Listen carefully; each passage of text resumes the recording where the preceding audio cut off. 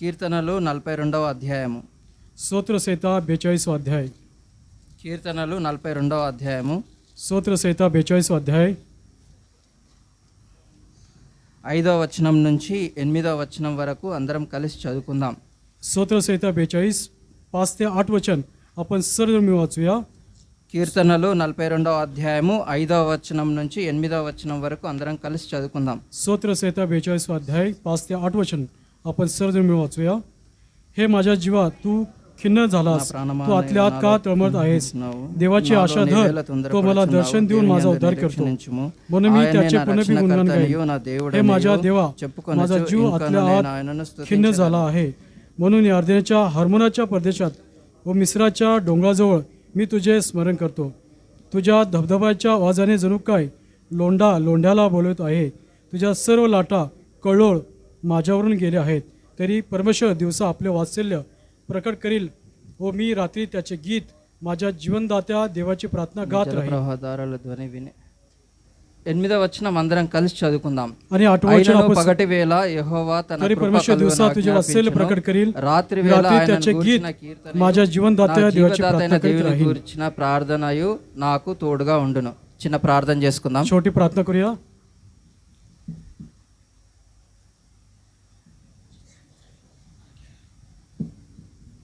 ప్రేమగల పరలోకపు తండ్రి, దయగల దేవా, మీ అనాది సంకల్పం చొప్పున క్రీస్తులో మమ్మల్ని ఏర్పరచుకొని ప్రభు ఈ లోకం నుంచి వేరు చేసి మాకు ఇచ్చిన రక్షణను బట్టి ఆ యేసుక్రీస్తు ప్రభు ఘనమైన నామంలో మీకు వందనాలు చెల్లిస్తూ మిమ్మల్ని మహిమపరుస్తూ స్తుతిస్తున్నాము. దయగల తండ్రి, ఈ లోకంలో ఎంతో గొప్పవారు, గనులు, పేరు ప్రఖ్యాతలు కలిగిన వారు ఉన్నారు. అయినప్పటికీ వారికి లేని ఆధిక్యత, ధన్యత అనగా వెర్రివారమైన మమ్మలను ఏర్పరచుకొని ప్రభా మీ సన్నిధిలో అనుభవించడానికి ఈ దినం మాకు ఇచ్చిన గొప్ప శ్రేష్ఠ ఆధిక్యతను బట్టి మీకు వందనాలు చెల్లిస్తున్నాము.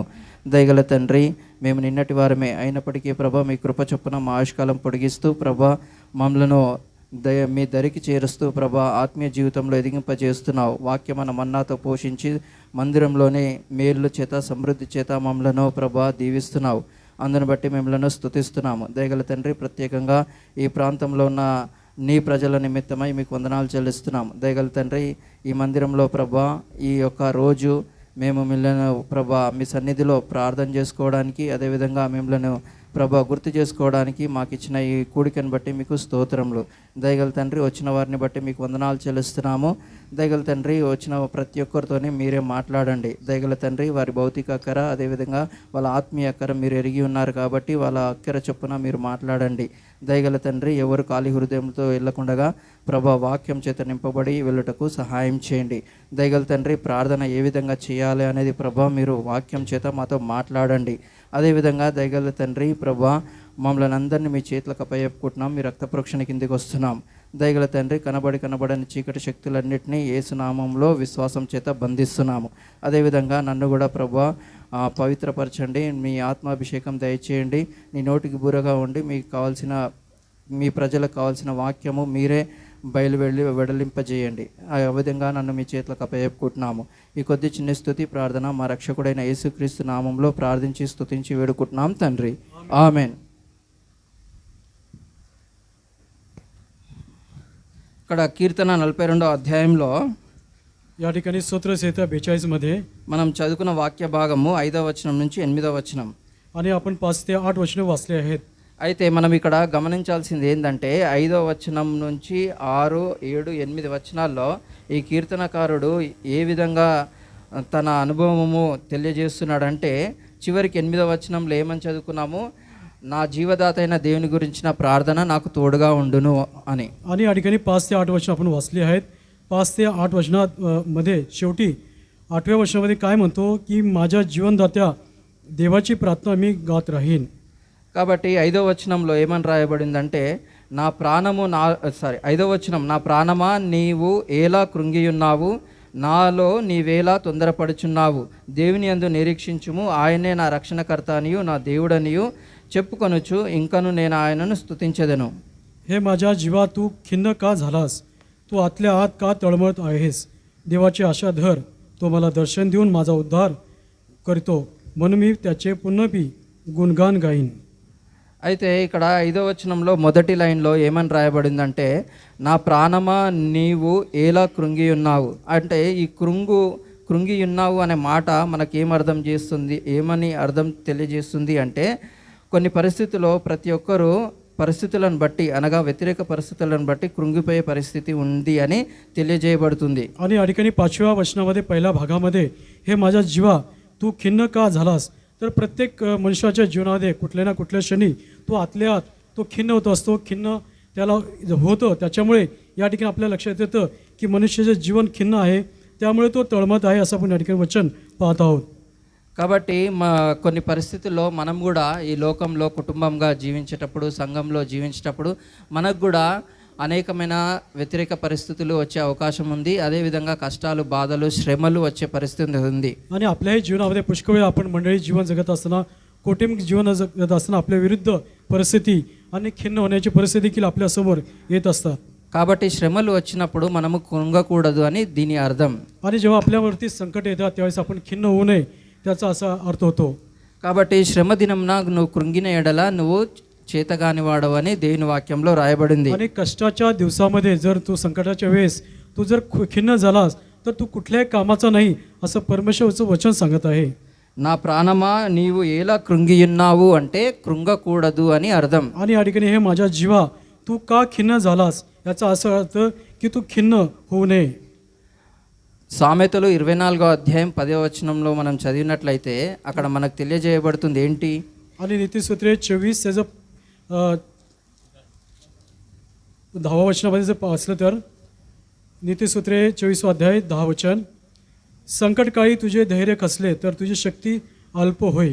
శ్రమ దినమున నీవు కృంగిన ఎడల నీవు చేతకాని వాడవగుదువు. కాబట్టి మనము శ్రమ దినంలా కృంగకూడదని దేవుని వాక్యం మనల్ని ప్రోత్సహిస్తుంది. आणि संकटकाळी आपलं धैर्य खचू नये, आपण खिन्न होऊ नये असं परमेश्वराचं वचन आपल्याला सांगत आहे. కాబట్టి మనకు ఎన్నో రకాలైన సమస్యలు, శ్రమలు వస్తాయి. కానీ ఆ పరిస్థితిలో మనము కృంగిపోవద్దని దేవుడు వాక్యం ద్వారా आणि తెలియజేస్తున్నాడు. पुष्कळ जीवनामध्ये आपल्या संकट आणि क्लेश आपल्याला होतात तेव्हा आपण खचू नये असं परमेश्वराचं वचन आपल्याला सांगत आहे. కాబట్టి శ్రమ దినంలా కృంగితే మనము చేతగాని వారం అవుతామని దేవుని వాక్యం తెలియజేస్తుంది. आणि संकटच्या काळी आपण जर खिन्न झालो तर आपण कुठल्याही कामाचं नाही, आपला काही उपयोग होत नाही असं परमेश्वर वचन सांगत आहे. కాబట్టి శ్రమ దినంన ఎవరు కృంగిపోయి ఉన్నారు. కాబట్టి మనము ఇది మనం ధ్యానించుకున్నట్లయితే పాత నిబంధనలో న్యాయాధిపతి గ్రంథంలో దేవుని ప్రజలకు శ్రమ వస్తుంది. आणि आपण खिन्न कोण झाले आहेत. आणि पूर्वीच्या काळामध्ये जर आपण शास्त्रीय पुस्तकात पाहिलं की देवाच्या लोकांना संकटे आणि ते खिन्न झाले, दुःखी झाले आहेत. న్యాయాధిపతులు 7వ అధ్యాయము, शास्त्रीय पुस्तक 7वा अध्याय, న్యాయాధిపతులు 7వ అధ్యాయము 5వ వచనము, शास्त्रीय पुस्तक 7वा अध्याय त्याचं 5 वचन, అతడు నీళ్ల యొద్దకు ఆ జనంను దిగజేసినప్పుడు యెహోవా కుక్క గతుకున్నట్లు తన నాలుకతో నీళ్లను గ్రతికిన ప్రతి వానిని, త్రాగుటకు మోకాలుని కృంగిన ప్రతి వానిని వేరుగా ఉంచుమని గిద్యోనుతో సెలవిచ్చెను. त्याप्रमाणे त्याने लोकांना पाणवटेवर नेले. तेव्हा परमेश्वर गिदोनाला म्हणाला, कुत्रा जिभेने पाणी चाटून पितो, त्याप्रमाणे जो पाणी पिल त्याला बाजूला काढ, तसेच गुडघे टिकून जो पिल त्याला बाजूला काढ. ఈ 7వ అధ్యాయం 5వ వచనంలో మనకు ఇక్కడ వాక్యం ఏం తెలియజేయబడుతుందంటే, आणि या ठिकाणी शास्त्रीय 7:5 मध्ये वचन काय सांगत आहे. యెహోవా ఏమని సెలవిస్తున్నాడు అంటే గిద్యోనుతో ఈ 2 గ్రూపులని డివైడ్ చేయమంటున్నాడు. आणि या ठिकाणी परमेश्वर गिदोनाला म्हणत आहे की 2 लोकांचा समूह तू असं कर.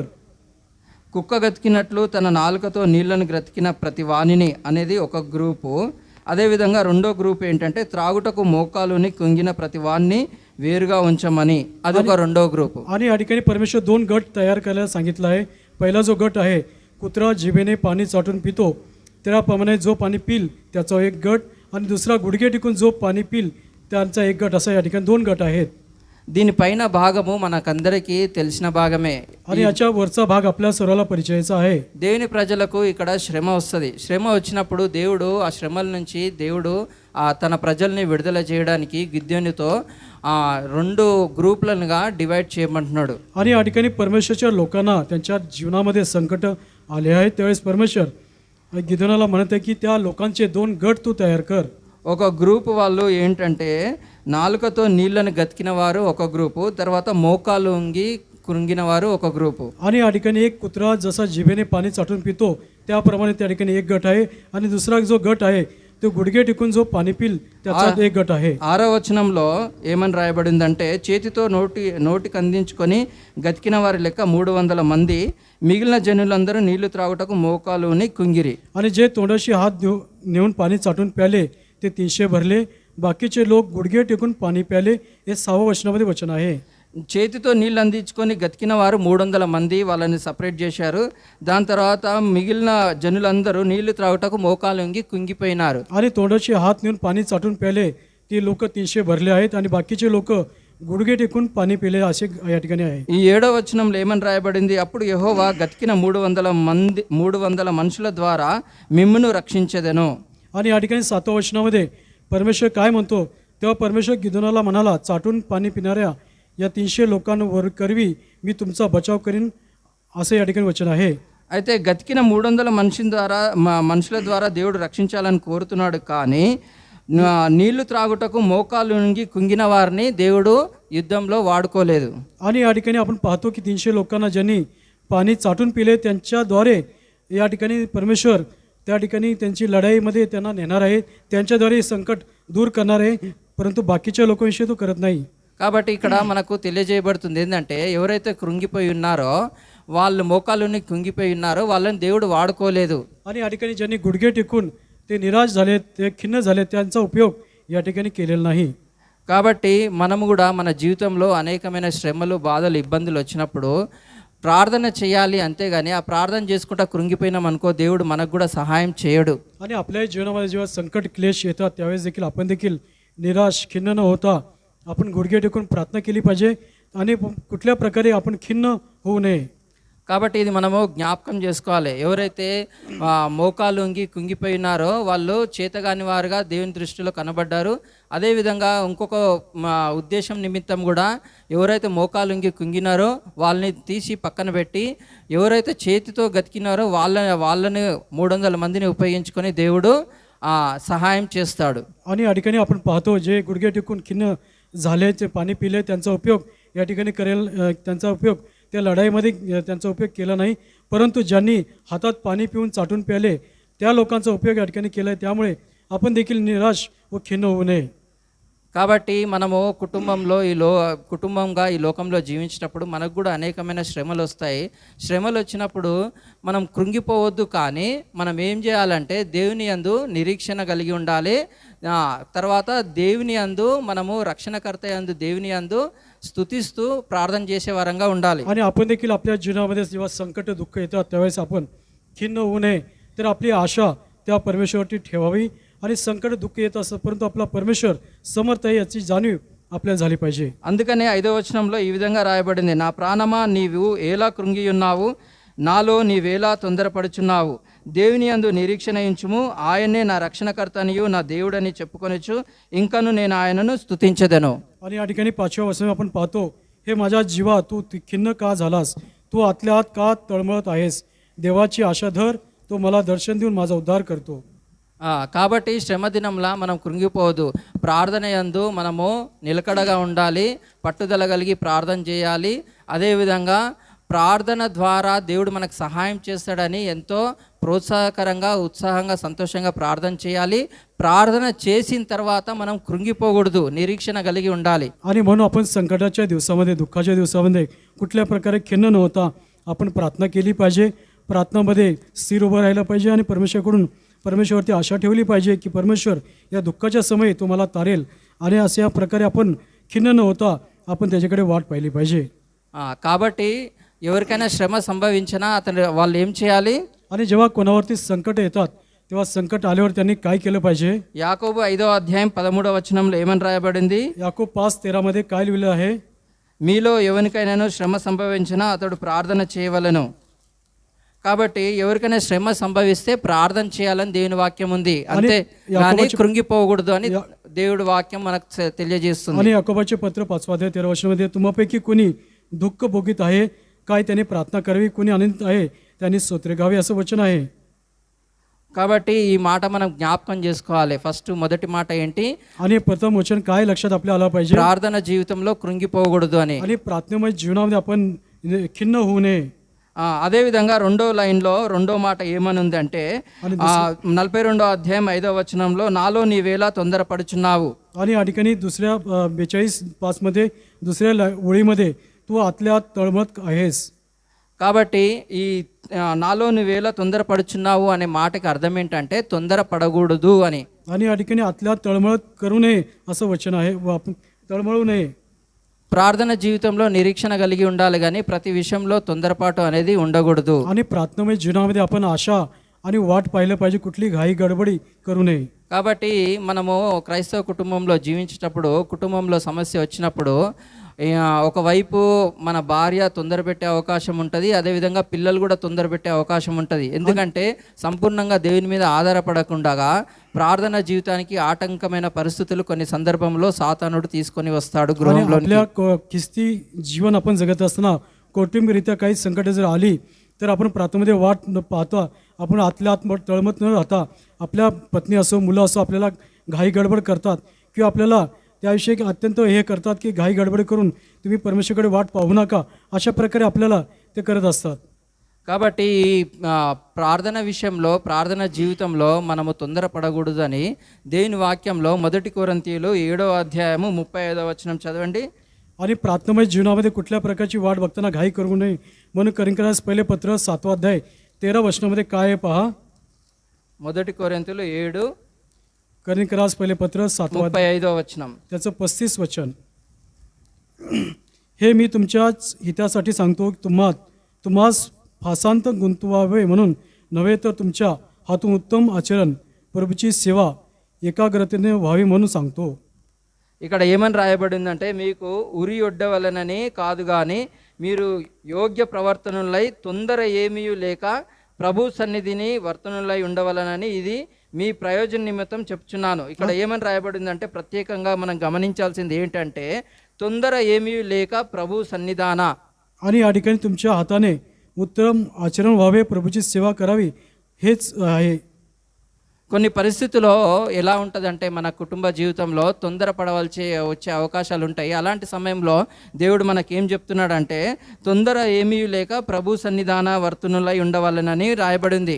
आणि या ठिकाणी काही वेळा आपल्या कौटुंबिक जीवनामध्ये देखील आपण काही वेळा पुष्कळ घाई करतो, वाट बघत नाही. यासाठी वचन सांगतो हे तुमच्याच हितासाठी सांगतो, तुम्हास फासात गुंतवावे म्हणवे तर तुमच्या हातून उत्तम आचरण व्हावे. బైబిల్లో ఎవరు పడే వాళ్ళు ఉన్నారు మనము ఒకసారి గమనించినట్లయితే మనకు ఎక్కడ కనబడుతుంది అంటే తొందరపడే వాళ్ళు లూకాసు వార్త 10వ అధ్యాయంలో కనబడుతుంది. మరి మార్తా 10వ అధ్యాయం 41వ వచనం చదవండి. आणि या ठिकाणी जो घाई गडबड करतो लोक शुभवर्तमान 10वा अध्याय पहिल्या वचनामध्ये त्या ठिकाणी मार्ता आहे जी घाई करते. లూకాసు వార్త 10వ అధ్యాయము लोक शुभवर्तमान 10वा अध्याय తొందరపడి అనుంది. మార్త విస్తారమైన చేత తొందరపడి ఆయన యొద్దకు వచ్చి ప్రభువా నేను ఒంటరిగా పనిచేయుటకు నా సహోదరి నన్ను విడిచిపెట్టినందున నీకు చింత లేదా. చూడండి ఆమెకు ఎవరు తొందరపడమన్నారు, ఎవరు విస్తారమైన పనులు పెట్టుకోమన్నారు? దేవుడు ఏమైనా చెప్పాడా? చెప్పలేదు. కానీ ఆమె ఏం చేస్తుందంటే విస్తారమైన పనులు పెట్టుకొని తొందరపడుతుంది. आणि या ठिकाणी आपण पाहतो मार्ता लोक शुभवर्तमान 10:41 मध्ये मग प्रभूने तिला उत्तर दिले, मार्ते मार्ते तू पुष्कळ गोष्टी विषयी काळजी व दगदग करतेस. या ठिकाणी वचन आहे कुठल्या गोष्टीविषयी मार्ता दगदग करत आहे. కానీ ఒక విషయంలో భౌతికంగా ఆలోచిస్తే మార్త చేసేది భౌతికంగా మంచి పనే. యేసుక్రీస్తు ప్రభు వచ్చినందుకు ఆయనకు మర్యాద కార్యక్రమాలు చేయాలని ఆమె విస్తారమైన పనులు పెట్టుకుంది. आणि या ठिकाणी जगिक गोष्टीरित्या जर पाहिलं मार्ता ही चांगली गोष्ट करते, कारण परमेश्वरचा प्रभू येशू ख्रिस्त त्यांच्या घरात आल्यानंतर त्यांचा पाहुणचार करण्यासाठी त्या ठिकाणी पुष्कळ गोष्टी मार्ता करत आहे. ही चांगली गोष्ट आहे जगिक. అలాంటి విస్తారమైన పనులలో వేరే వారి సహాయం ఎంతైనా అవసరమే. आणि पुष्कळ कामे असताना दुसऱ्यांची मदत घेणे अत्यंत गरजेचं आहे. కానీ ఆ సహాయం కోసము ప్రభు దగ్గరికి వెళ్ళి ఏమంటుంది, నీకు చింత లేదా, నా సహోదరి నన్ను విడిచిపెట్టింది అని అడుగుతుంది. आणि या ठिकाणी ती जाऊन परमेश्वराला प्रभूला विचारत आहे की पुष्कळ काम मला आहे, परंतु माझी बहीण मला मदत करत नाही, याची पर्वा तुम्हाला माझ्या एकटीवर भार टाकला आहे, याची पर्वा तुम्हाला नाही का, असं ती म्हणत आहे. అప్పుడు యేసుక్రీస్తు ప్రభు ఏం సెలవిస్తున్నాడు 41వ వచనంలో? आणि तेव्हा प्रभू येशूने काय उत्तर दिलं आहे? అందుకు ప్రభువు, మార్తా మార్తా, నీవనేకమైన పనులను గూర్చి విచారము కలిగి తొందరపడుచున్నావు. आणि प्रभूने तिला उत्तर दिले, मारते मारते तू पुष्कळ गोष्टीविषयी काळजी व दगदग करतेस, కానీ అవసరమైంది ఒకటే, మరియా ఉత్తమైన దానిని ఏర్పరచుకొనెను.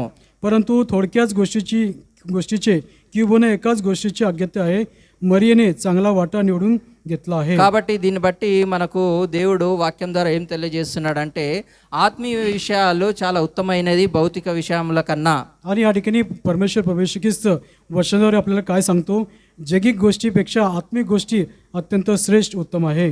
ఈ విషయంపై ఉదాహరణకి మనము ఒక మాట చెప్పుకోవాలంటే, మందిరాలలో స్పెషల్ మీటింగ్స్ అవుతుంటాయి. స్పెషల్ మీటింగ్స్ జరిగేటప్పుడు యవనస్తులే కానీ, బాధ్యత గల సహోదరులే కానీ, ఇంకా వేరే సాధారణ విశ్వాసులే కానీ ఇతర కార్యక్రమాలు చేయడానికి ఎంతో బిజీగా తొందరపడుతుంటారు కానీ ప్రార్థనలో ఎక్కువ గడిపే సమయము వాళ్ళు గడపలేకపోయే పరిస్థితి ఉంటుంది. आणि मंडळीमध्ये पुष्कळ वेळा विशेष प्रार्थना सभा असेल त्यावेळेस दुसऱ्या सभेमध्ये तरुण इतर लोक सहभागी होतात विश्वासी, परंतु प्रार्थना सभेला सहभागी होत नाही तरुण मुलं. అదేవిధంగా కొన్ని స్పెషల్ మీటింగ్స్లో, యూత్ రిట్రీట్లో, యూత్ క్యాంప్లో, తర్వాత ఇంకా కొన్ని వేరే స్పెషల్ మీటింగ్స్లలో చైన్ ప్రేయర్ ఒకవైపు కలిగి ఉంటుంది, ఒకవైపు ఏమో సిద్ధపాటు పనులు జరుగుతూ ఉంటాయి వాక్య పరిచర్య నిమిత్తం. ఇలాంటి సమయంలో చైన్ ప్రేయర్ పోవడానికి అనగా ఈ యొక్క మీటింగ్స్ కొరకు ప్రార్థన చేయడానికి ఒక గ్రూప్ ప్రార్థన చేస్తుంటారు.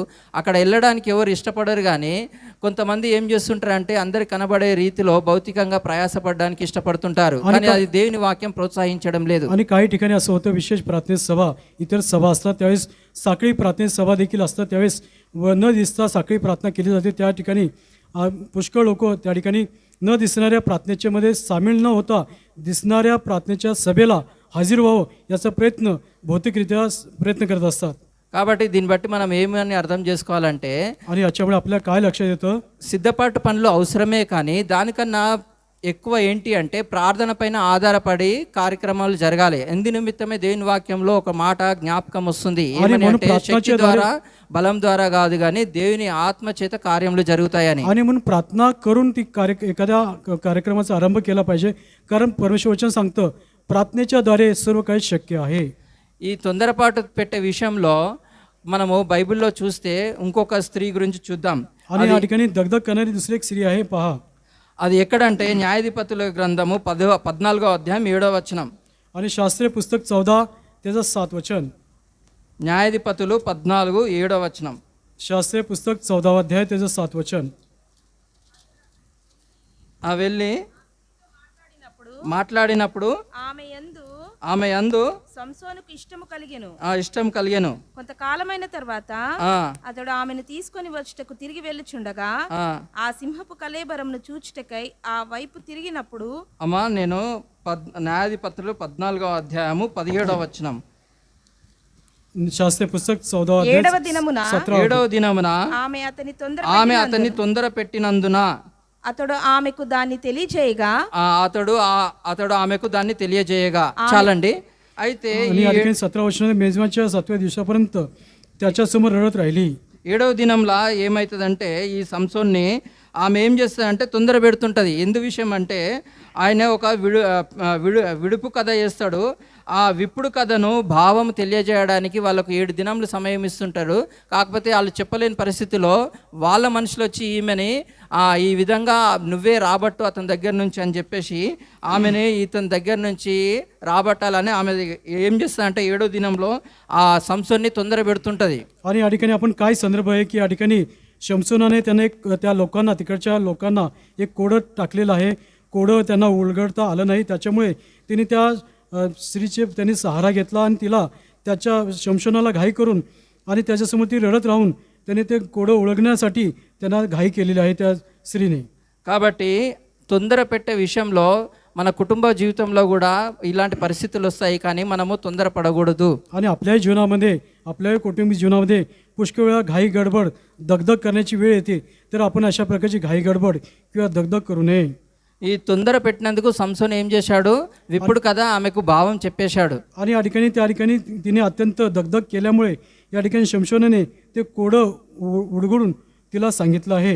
ఏం చేశాడు? దూడతో దున్నేశాడు. భావం చెప్పినందుకు కారణం బట్టి ఈయనకు అక్కడ విలువ లేకుండా అయిపోయింది. आणि या ठिकाणी त्याचा अर्थ असं की त्या कालवडीला नांगरास जुंपला आहे असं त्या कोड्याचा अर्थ आहे.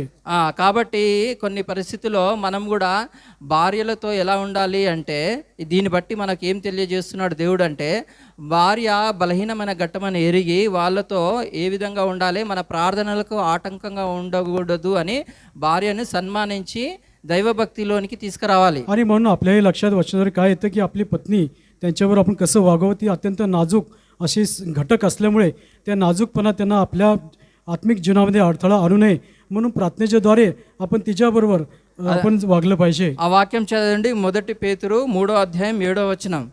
पेत्राचे पहिले पत्र 3रा अध्याय त्याचं 7 वचन. పేతురు రాసిన మొదటి పత్రిక 3వ అధ్యాయం 7వ వచనం. पेत्राचे पहिले पत्र 3रा अध्याय 7 वचन. అటువలనే పురుషులారా జీవమను కృపావరములో మీ భార్యలు మీతో పాలివారై ఉన్నారని ఎరిగి ఎక్కువ బలహీనమైన ఘటమని భార్యను సన్మానించి మీ ప్రార్థనలకు అభ్యంతరము కలగకుండునట్లు జ్ఞానము చొప్పున వారితో కాపురం చేయమని రాయబడింది. కాబట్టి पतीनो तसे तुम्ही आपल्या स्त्रियाबरोबर त्या अधिक नाजूक व्यक्ती आहेत म्हणून सुज्ञतेने सहवास ठेवा.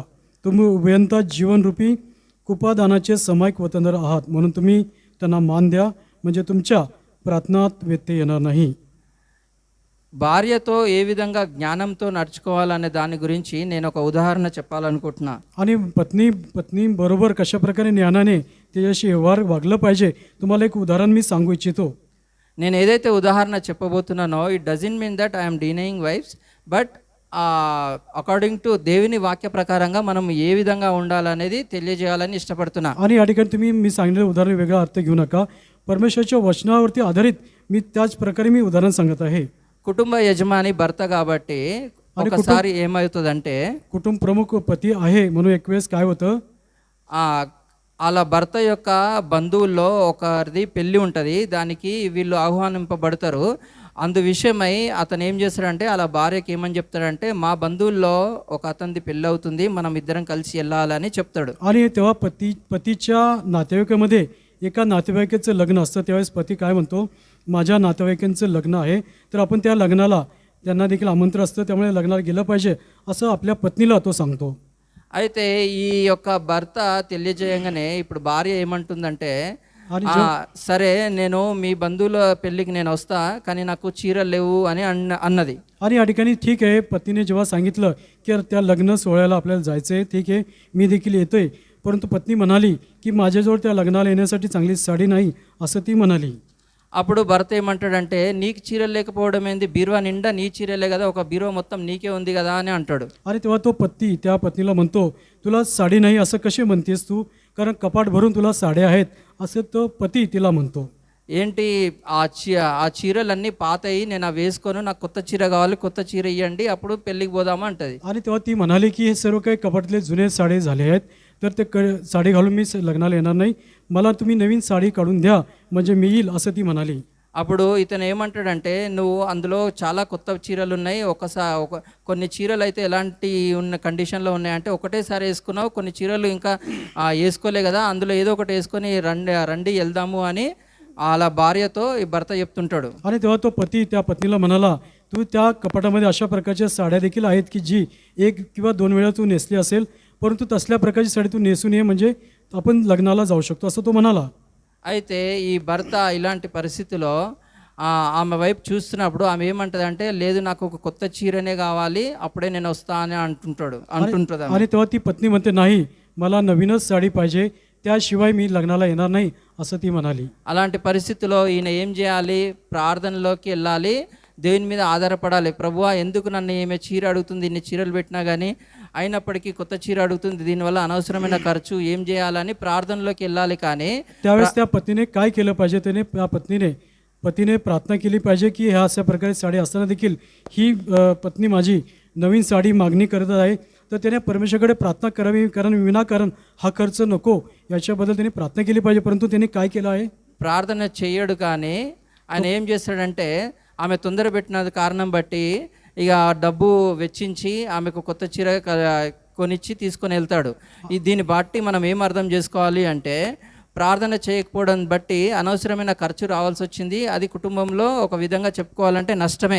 आणि या ठिकाणी आपल्या लक्षात येतं तेव्हा तो प्रार्थना न करता त्या पतीने जाऊन नवीन साडी दुकानातून घेऊन आला. त्याच्यामुळे प्रार्थना न करता याच्या प्रार्थना न केल्यामुळे काय अर्थ होतो की प्रार्थना न केल्यामुळे विनाकारण तो खर्च साडीसाठी झालेला आहे.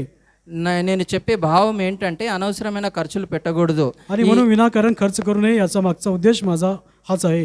ఇలాంటి పరిస్థితుల్లో మనం ఏం చేయాలి అంటే आणि अशा परिस्थितीत आपण काय केलं पाहिजे.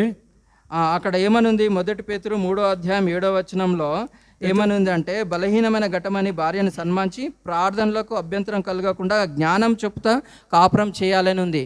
आणि या ठिकाणी काय सुज्ञतेने सहवास ठेवा आणि प्रार्थनेमध्ये व्यत्यय येऊ नये अशा प्रकारे तुम्ही त्याशी वागा असं वचन आहे. ఇంతకుముందు నేను చెప్పిన ఉదాహరణనేమో అది తెలివి తక్కువ భర్త యొక్క ఉదాహరణ. ఇంకొక ఉదాహరణ చెప్పాలనుకుంటున్నా, తెలివైన అనగా జ్ఞానము చొప్పున ఎవరైతే కాపురం చేస్తున్నాడో ఆ ఉదాహరణ చెప్పాలనుకుంటున్నా. आणि अगोदर आता सांगितलं जे उदाहरण आहे तो त्याला अक्कल नसलेला तो पती आहे, परंतु जो अक्कल हुशार आहे अशा पतीविषयी मी तुम्हाला उदाहरण सांगू इच्छितो. కుటుంబంలో ఏదైనా పరిస్థితి వచ్చినప్పుడు ఒక ఎవరైనా సరే కుటుంబ యజమాని ప్రార్థన చేయాలి. అదేవిధంగా ఇంకొక ఉదాహరణ ఏంటంటే ఒక కుటుంబ యజమాని ఇది రెండో ఉదాహరణ ఇదే అంశం పైన. ఆ కుటుంబ యజమాని ఏం చేస్తాడంటే ఫస్ట్ బంధువుల నుంచి పెళ్లి సమాచారం వినంగానే ఫస్ట్ భార్యకు కూడా చెప్పకుండా ఈయన ఏం చేస్తాడంటే దేవుని సన్నిధిలో వెళ్ళి ప్రార్థన చేస్తాడు. आणि हे दुसरं उदाहरण आहे. त्याच वेळेस पाहतो की त्या दुसऱ्या नातेवाईकाचं लग्नाचं आमंत्रण जेव्हा त्या व्यक्तीला येतं त्याने आपल्या पत्नीला न सांगता अगोदर जाऊन त्याने परमेश्वराकडे प्रार्थना केली आहे. కాబట్టి ఆ విధంగా ఆయన ప్రార్థన చేయించిన వెంటనే దేవుని ద్వారా ఏమని గుర్తు చేయబడుతుందంటే ఆయనకు आणि जेव्हा प्रार्थना केली लगेच परमेश्वराकडून त्याला काय सांगण्यात आलं. మొదటనే నేను ఒక మాట నా భార్యకు చెప్పినా అనుకో, వివాహ విషయము వెళ్దామంటే ఆమె కొత్త చీర అడుగుతుంది. కానీ నేను మొదట వివాహం ఉందని చెప్పను. కానీ ఆయన ఏం చేస్తాడంటే आणि या ठिकाणी प्रथम लग्न सोहळ्याला जायचं असं पत्नीला न सांगता तो त्या ठिकाणी काय सांगतो. ఇంతకుముందు జరిగిన పెళ్ళి ఇతను భార్య ఇద్దరు కలిసి పెళ్ళికి వెళ్తారు. ఆ పెళ్ళికి వెళ్ళిన సందర్భంలో ఆమెని మెచ్చుకునే సందర్భం ఒకటి ఉంటుంది. ఆ మెచ్చుకునే సందర్భము అలా భార్యకి చెప్తాడు. ఏమని చెప్తాడంటే, ఇంతకుముందు మన ఇద్దరం కలిసి మా పెళ్ళికి పోయినాం కదా, మా బంధువుల పెళ్ళికి, అక్కడ నిన్ను ఎంతగా మెచ్చుకున్నారు తెలుసా, నీకు గుర్తుకొస్తుందా, అందరికన్నా మంచి చీర నువ్వే కట్టుకొచ్చినావంట, తర్వాత నిన్ను చాలా మెచ్చుకున్నారు, నీది బాగుందంట, కాబట్టి నువ్వు చాలా డిగ్నిటీ మెయింటైన్ చేస్తావంట అని ఈ భర్త ఏం చేస్తాడు, భార్యకి చెప్తాడు. आणि याच्या अगोदर ज्या लग्न सोहळ्याला आम्ही गेलो होतो त्यावेळेस त्या ठिकाणी पत्नीला असा तो सांगतो की त्या सोहळ्यामध्ये लग्नाच्या कार्यक्रमामध्ये सर्व लोकांनी तुझी स्तुती प्रशंसा केली. तुम्ही जसं तुझं नेसणं किंवा साडी घालणे याच्या चांगल्या प्रकारे तू स्वतःला सुशोभित केलं आहे, अशा प्रकारे त्याची स्तुती करता होतं असं तिला आठवण करून त्यांनी दिली.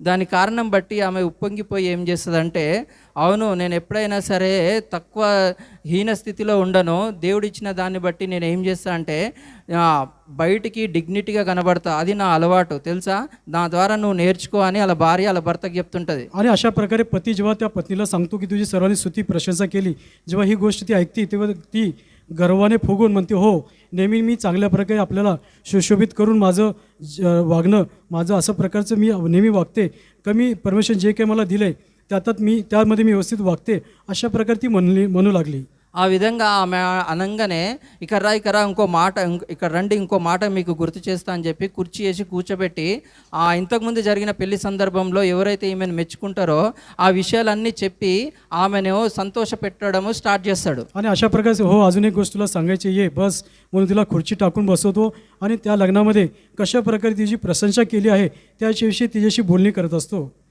అయితే దాని తర్వాత ఏమంటాడు, అవును అప్పుడు దాని తర్వాత అలా భార్య ఏమంటుందంటే, అవును మనము ఎవరి ముందైనా సరే చాలా తక్కువ హీన స్థితిలో ఉన్నట్టు కనబడదు, దేవుడిచ్చిన దాన్ని బట్టి మనము చాలా మంచి కనబడాలి, అది నా అలవాటు అని ఈమె మరీ ఉప్పొంగిపోయి అలా భర్తకి సమాధానం చెప్తుంటుంది. आणि तेव्हा ती पत्नी अत्यंत गर्वाने फुगून ती काय म्हणते की कुठल्याही कुणाच्याही समोर आपली अत्यंत हीन दशा किंवा आपण खालच्या पातळीचे आहोत किंवा पातळी आपली कमी आहेत अशा प्रकारे न दाखवता परमेश्वर जे काही आम्हाला दिलं आहे त्यामध्ये मी चांगलं दिसावं, आपली श्रेणी उंच असावी, अशा प्रकारे त्या पतीला ती सांगू लागली. దీన్ని బట్టి అలా భర్త ఏమంటున్నాడంటే, సరే నువ్వు నెక్స్ట్ టైము ఎప్పుడైనా మా బంధువుల పెళ్ళికి వెళ్ళే పరిస్థితి ఉంటే, అదిగో నువ్వు మంచిగా దాచిపెట్టుకున్న చీరలు ఉన్నాయి కదా, అవి వేసుకొని వెళ్దాము, ఎందుకంటే నెక్స్ట్ టైం కూడా నిన్ను పొగిడే అవకాశం ఉంటుంది అని చెప్తాడు. आणि तेव्हा तो पती म्हणतो की हो बरोबर आहे, जे काही साड्या तू कपाटात ठेवलेल्या आहेत आणि त्या साड्यामुळे तुझं कौतुक, तुझी प्रशंसा झाली, ती आता पुढच्या वेळी जेव्हा आमच्या नातेवाईकांच्या लग्नामध्ये पुन्हा तेच साडी तू घालून ये, म्हणजे नेहमी तुझी स्तुती किंवा प्रशंसा होत असेल असं तो म्हणाला. కాబట్టి దీన్ని బట్టి ఆమెని ప్రిపేర్ చేసేసి 2 రోజుల తర్వాత మళ్ళీ ఒక విషయం చెప్తాడు, మనకు వివాహ ఆహ్వానం వచ్చింది, మనం వెళ్దామని. आणि अशा प्रकारे तिची तयारी करून 2 दिवसानंतर सांगतो की आपल्याला माझ्या नातेवाईकाच्या लग्नाच्या कार्यक्रमात जायचं आहे, अशा प्रकारे तिला सांगतो. 2 రోజులు అయిన తర్వాత వివాహ ఆహ్వానము వాళ్ళకి వచ్చింది కదా, అది వాళ్ళ భార్యతో పంచుకుంటాడు. వాళ్ళ భార్యతో పంచుకున్న తర్వాత ఒక మాట ఏం చెప్తాడంటే, ఇంతకుముందు నిన్ను ఏ విధంగా పోతే నిన్ను మెచ్చుకున్నారో అదే విధంగా నువ్వు వెళ్దాము, కాబట్టి దాన్ని బట్టి ఇంకా నీకు మెప్పు కలుగుతుంది అంటే, ఆమె ఏం చేస్తుంది అంటే, ఇంకా కొత్త చీర కావాలని అడగకుండా ఇంతకుముందు ఏదైతే వేసుకొని వెళ్ళిందో అదే వేసుకొని వెళ్ళడానికి ఇష్టపడుతుంది. आणि ज्या प्रकारे 2 दिवसानंतर लग्नाचं आमंत्रण मिळालं आहे, अशा प्रकारे पती आपल्या पत्नीला सांगतो आणि तिला म्हणतो, जशा प्रकारे मागच्या वेळेस तू जसं तयार झालती, ज्या साड्यामुळे तुझी स्तुती वाहवा झालं, ती साडी त्याच्याद्वारे अशा प्रकारे तयार हो असं तिला म्हटल्यानंतर ती पत्नी काय करते, नवीन साडीची मागणी न करता जुनी साडी घालून त्या लग्न सोहळ्यामध्ये जाण्यास तयार होते. దీన్ని బట్టి జ్ఞానంగా నడుచుకుంటాడు భర్త భార్యతో. దాన్ని బట్టి ఏమవుతుంది అంటే, అనవసరమైన ఖర్చు ఉండదు కుటుంబంలో. ఆమె తొందరపాటు ఆమె చేసే తొందరపాటు ఎదుర్కోని పరిస్థితి. అదేవిధంగా ఇద్దరు సంతోషంగా ఉండి అతను జ్ఞానం చేత ఆమెను కాపురంలో दैविकమైన పద్ధతిలో నడిపిస్తున్నాడని మనం గ్రహించుకోవాలి. आणि यामुळे आपल्या लक्षात येतं की तो अत्यंत ज्ञानाने त्या ठिकाणी वागला आहे. त्याच्यामुळे त्यांच्या कौटुंबिक जीवनामध्ये कुठल्या प्रकारची समस्या, कुठल्या प्रकारची भांडणं होता, त्याच कुठलाही खर्च न वाढवता त्या ठिकाणी तो सुनेतेने, त्या पतीने वागला आहे. ఇప్పుడు ఇతను చేసిన జ్ఞానమైన పని ఏంటి, జ్ఞానయుక్తమైన పని ఏంటి అంటే, ఆమెను ఫస్ట్ మెప్పించాడు, తర్వాత కురిచేశాడు, మళ్ళీ ఇంకా కొన్ని ఉప్పొంగించే మాటలు చెప్పేసి ఆమెతో జ్ఞానంగా చేసుకొని, దానికన్నా ముందు అతను ఏం చేశాడు, ప్రార్థన చేశాడు. దాన్ని బట్టి ఇవన్నీ దేవుడు ఆయనకు బయలుపరిచాడు. आणि या ठिकाणी तो सुनेतेने अत्यंत ज्ञानाने तो वागला आहे. त्याने आपल्या पत्नीची प्रशंसा केली आहे, तिला खुर्ची टाकून बसवला आहे, तिची वाहवाह केली आहे. त्याच्यानंतर त्याच्या अगोदर त्याने काय केलं आहे, त्याने परमेश्वराकडे प्रार्थना केली आहे. ఇది రెండవ ఉదాహరణ. ఎవరైతే కుటుంబ యజమాని జ్ఞానంగా కాపురం చేసే దాని నిమిత్తమై ఇది రెండవ ఉదాహరణ. आणि या ठिकाणी दुसरं उदाहरण जे आहे, तो ज्ञानाने जो संसार करतो, ज्ञानाने संसार केलेला तो कुटुंब प्रमुख असा तो आहे. ఇది ఓపెన్గా దేవుని వాక్యం బయలుపరచబడుతుంది. అది ఏ విషయంలో అంటే, భార్య అయినా సరే తొందర పెట్టకూడదు భర్తని. అదేవిధంగా భర్త కూడా భార్యని ఏ విధంగా దైవికమైన క్రమంలో నడిపించాలి అంటే, జ్ఞానముతో నడిపించాలి. అదేవిధంగా ప్రార్థనలకు ఆటంకం లేకుండా దేవుని మీద ఆధారపడి ప్రార్థన పూర్వకంగా ఆమె నడిపించేవాడుగా ఉండాలి. आणि या ठिकाणी आपण पाहतो की शुद्धतेने वागलं पाहिजे. पतीने देखील कुठल्या प्रकारची त्या ठिकाणी घाई गडबड न करता, कुठलेही भांडणं न करता, त्याचप्रकारे पत्नीला देखील ती नाजूक व्यक्ती आहे, त्याच्यामुळे तिच्यासमोर चांगते देखील सुनेतेने वागलं पाहिजे. प्रार्थनेच्या द्वारे सर्व कामं केली पाहिजे, या ठिकाणी वचन आपल्याला सांगत आहे.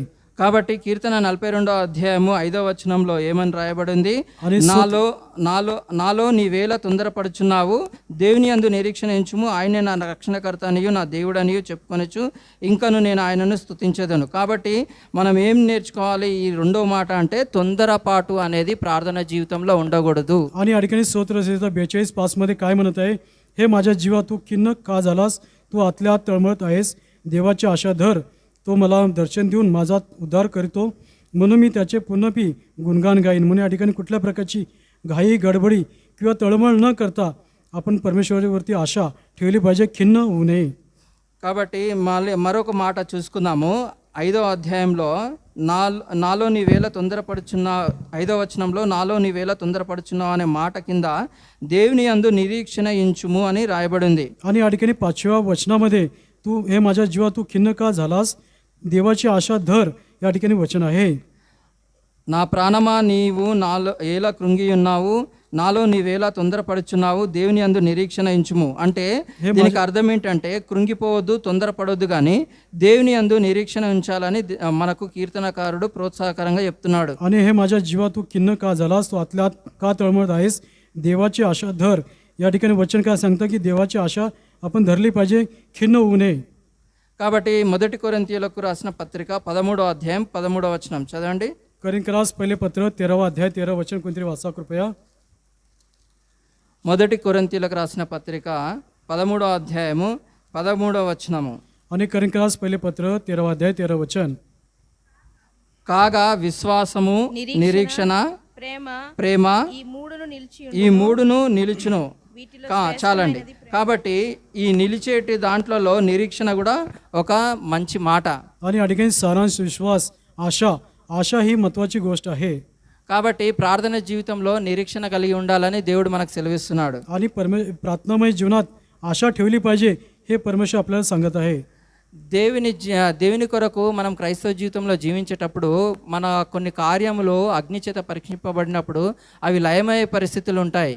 आणि काही वेळा परमेश्वरासाठी जीवन जगत असताना जेव्हा आपली अग्नीने परीक्षा होत असताना काही गोष्टी त्या ठिकाणी भस्म होण्याची वेळ येत असते.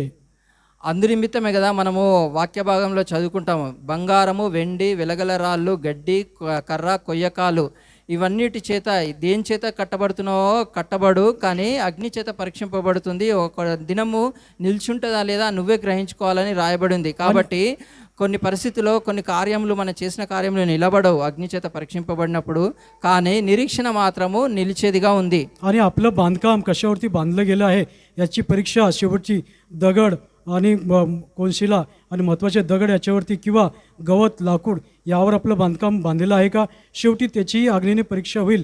आणि ज्या परीक्षेमध्ये शेवटी जे बांधकाम टिकेल, जे मजबूत असं दगड आहे, जो अत्यंत मौल्यवान दगड आहे, तो नेहमीच टिकेल. सोने रुपये याचे बांधकाम त्या ठिकाणी टिकेल असं वचन सांगत आहे. ఈ ప్రార్థన జీవితంలో మనము ఏ విధంగా ఉండాలంటే నిరీక్షణ గురించి ఒక ఉదాహరణ చెప్పాలనుకుంటున్నా. आणि प्रार्थनामय आपलं जीवन ख्रिस्ती जीवन, प्रार्थनामय जीवन कशा प्रकारचं आपली शेवटी एक आशा असावी यासाठी मी कशा प्रकारची असावी यासाठी मी एक उदाहरण तुम्हाला सांगू इच्छितो. ఉదాహరణకి ఒక కాలనీ ఉంది. ఆ కాలనీలో పార్క్ నిమిత్తమై ఒక ప్లేస్ అలొకేట్ చేయబడాలి. దాని నిమిత్తమై ఆ కాలనీ వాసులందరూ ఒక అతని దగ్గరికి వచ్చి మనకు కాలనీలో పార్క్ కోసం స్థలం కేటాయించబడాలి కదా, మనము ఎమ్మెల్యే దగ్గరికి వెళ్దాము అని అడిగినప్పుడు, आणि त्या ठिकाणी एका कॉलनीमध्ये त्या भागामध्ये एका ठिकाणी त्या ठिकाणी एक पार्क किंवा त्या ठिकाणी उद्यान असावं अशा प्रकारे त्या लोकांची विचार होता. म्हणून सर्वांनी एकमेकाशी बोलणी केली, आपण हे सर्व गोष्टी जाऊन एमएलएला सांगू अशा प्रकारे त्यांच्या मनात विचार आला आणि ते विचार करू लागले. వాళ్ళందరూ వచ్చి ఇతని దగ్గర మనవి చేసినప్పుడు ఇతను ఏమనుకుంటాడంటే, అరే ఎమ్మెల్యే నా సొంత బంధువే కదా, నేను అతనికి వెళ్ళి రిక్వెస్ట్ చేస్తే దాన్ని బట్టి మనకు ఆ ప్లేస్ అనేది అలొకేట్ అవుతుంది అని ఈయన ఏం చేస్తాడంటే ఒక నమ్మిక కలిగి ఉంటాడు. आणि जेव्हा त्या कॉलनीमधल्या एका प्रमुख व्यक्तीला जाऊन तेथील रहिवासी जाऊन सांगतात की आपल्याला एक उद्यान किंवा एक आपल्याला पार्क पाहिजे, तर तेव्हा तो मनुष्य विचार करतो, तो एमएलए माझा जवळचा नातेवाईक आहे, त्याच्यामुळे हे काम शक्य आहे आणि हे काम होईल अशा प्रकारचा विचार तो मनात करत असतो. దాన్ని బట్టి ఇతర జనాలందరికీ కలవరం ఉంటుంది, నమ్మకం లేని పరిస్థితిలో ఉంటారు. కానీ ఈయనకు మాత్రము ఏమనే నమ్మకం ఉందంటే, ఆయన నా బంధువు కాబట్టి నేను ఆ నిరీక్షణ కలిగి ఉన్నా అని ధీమతో ఉంటాడు. आणि दुसऱ्या लोकांना त्यांच्या मनात शंका असते की हे पार्कचं काम साध्य होईल किंवा नाही, परंतु जो जवळचा एमएलएचा नातेवाईक असल्यामुळे त्याच्या मनात पूर्ण अशी आशा असते की हे काम शक्य आहे, कारण तो माझा जवळचा नातेवाईक आहे असा विश्वास त्याच्या ठाई असतो. కాబట్టి మనం దీన్ని బట్టి ఏం తెలుసుకోవాలి అంటే, आणि याच्यामुळे आपल्याला काय लक्षात आलं पाहिजे, ప్రార్థన జీవితంలో మనం కూడా దేవుని దగ్గర ఏదైనా మనవి చేసుకున్నప్పుడు ఆ దేవుడు నా సొంత దేవుడు, నా సొంత తండ్రి కాబట్టి నేను ఏది అడిగినా ఇస్తాడు అనే నిరీక్షణ కలిగి ఉండాలి. आणि म्हणून आपण देखील प्रार्थनामय जीवनामध्ये देखील असा विश्वास बाळगला पाहिजे की तो माझा स्वर्गीय पिता आहे, तो माझा पिता आहे, माझा स्वतःचा पिता आहे, त्याच्यामुळे मी जे काही प्रार्थनामध्ये विनंती करेल तो मान्य करेल असा विश्वास आपण बाळगला पाहिजे. ప్రార్థన చేసేటప్పుడు ఒకటి జ్ఞాపకం పెట్టుకోవాలి, నేను ఎవరికో ప్రార్థన చేస్తున్నా కాదు, నా సొంత తండ్రికి ప్రార్థన చేస్తున్నా, ఆయన నాకు ఇవ్వబోతున్నాడనే నిరీక్షణ కలిగి ఉంటేనే మన ప్రార్థనలకు ప్రతిఫలం దొరికే అవకాశం ఉంది. आणि जेव्हा आपण प्रार्थना करतो प्रार्थनेमध्ये विश्वास केला पाहिजे, तो माझा स्वतःचा पिता आहे आणि त्याच्यावरती आशा ठेवून आपण प्रार्थना विश्वासाने केली पाहिजे. కాబట్టి దీని విషయమై మనం ఒక వచనం చదువుకుందాం. హెబ్రీయులకు రాసిన పత్రిక 6:19. హెబ్రీయులకు రాసిన పత్రిక 6వ అధ్యాయం 19వ వచనం. हेब्री लोकास पत्र 6वा अध्याय त्याचं 19 वचन. హెబ్రీయులకు రాసిన పత్రిక 6వ అధ్యాయము. हेब्री लोकास पत्र 6वा अध्याय. ఈ నిరీక్షణ నిశ్చలమును నిశ్చలమును స్థిరమునై స్థిరమునై మన ఆత్మలకు లంగరు వలె నుండి మన ఆత్మలకు లంఘన వల్ల నుండి తెర లోపల ప్రవేశించుచున్నది. తెర లోపల ప్రవేశించుచున్నది. దీని అర్థం ఏంటంటే ती आशा आपल्या जीवाचा नांगर असून स्थिर आढळ पडद्याच्या आतल्या भागी पोचवणारी आहे. మీకు అందరికి ఓడ లేదా అంటే పడవ తెలుసు కదా. ఈ ఓడకి ఏముంటదంటే ఏమి చేస్తారంటే కొన్ని పరిస్థితుల్లో ఓడ ఇటు అటు కొట్టుకోపోవద్దు, పడవ ఇటు అటు కొట్టుకోపోవద్దు అని లంగరేసి దాన్ని ఒక దగ్గర బిగించేవారుగా ఉంటారు. आणि या ठिकाणी आपण एखादी होडी किंवा जहाज आपल्याला माहीत असेल तेव्हा जहाज इकडे तिकडे हेलकाव खाऊ नये किंवा इकडे तिकडे जाऊ नये म्हणून त्याच्यामध्ये नांगर त्या ठिकाणी समुद्रात किंवा त्या पाण्यात टाकलं जातं.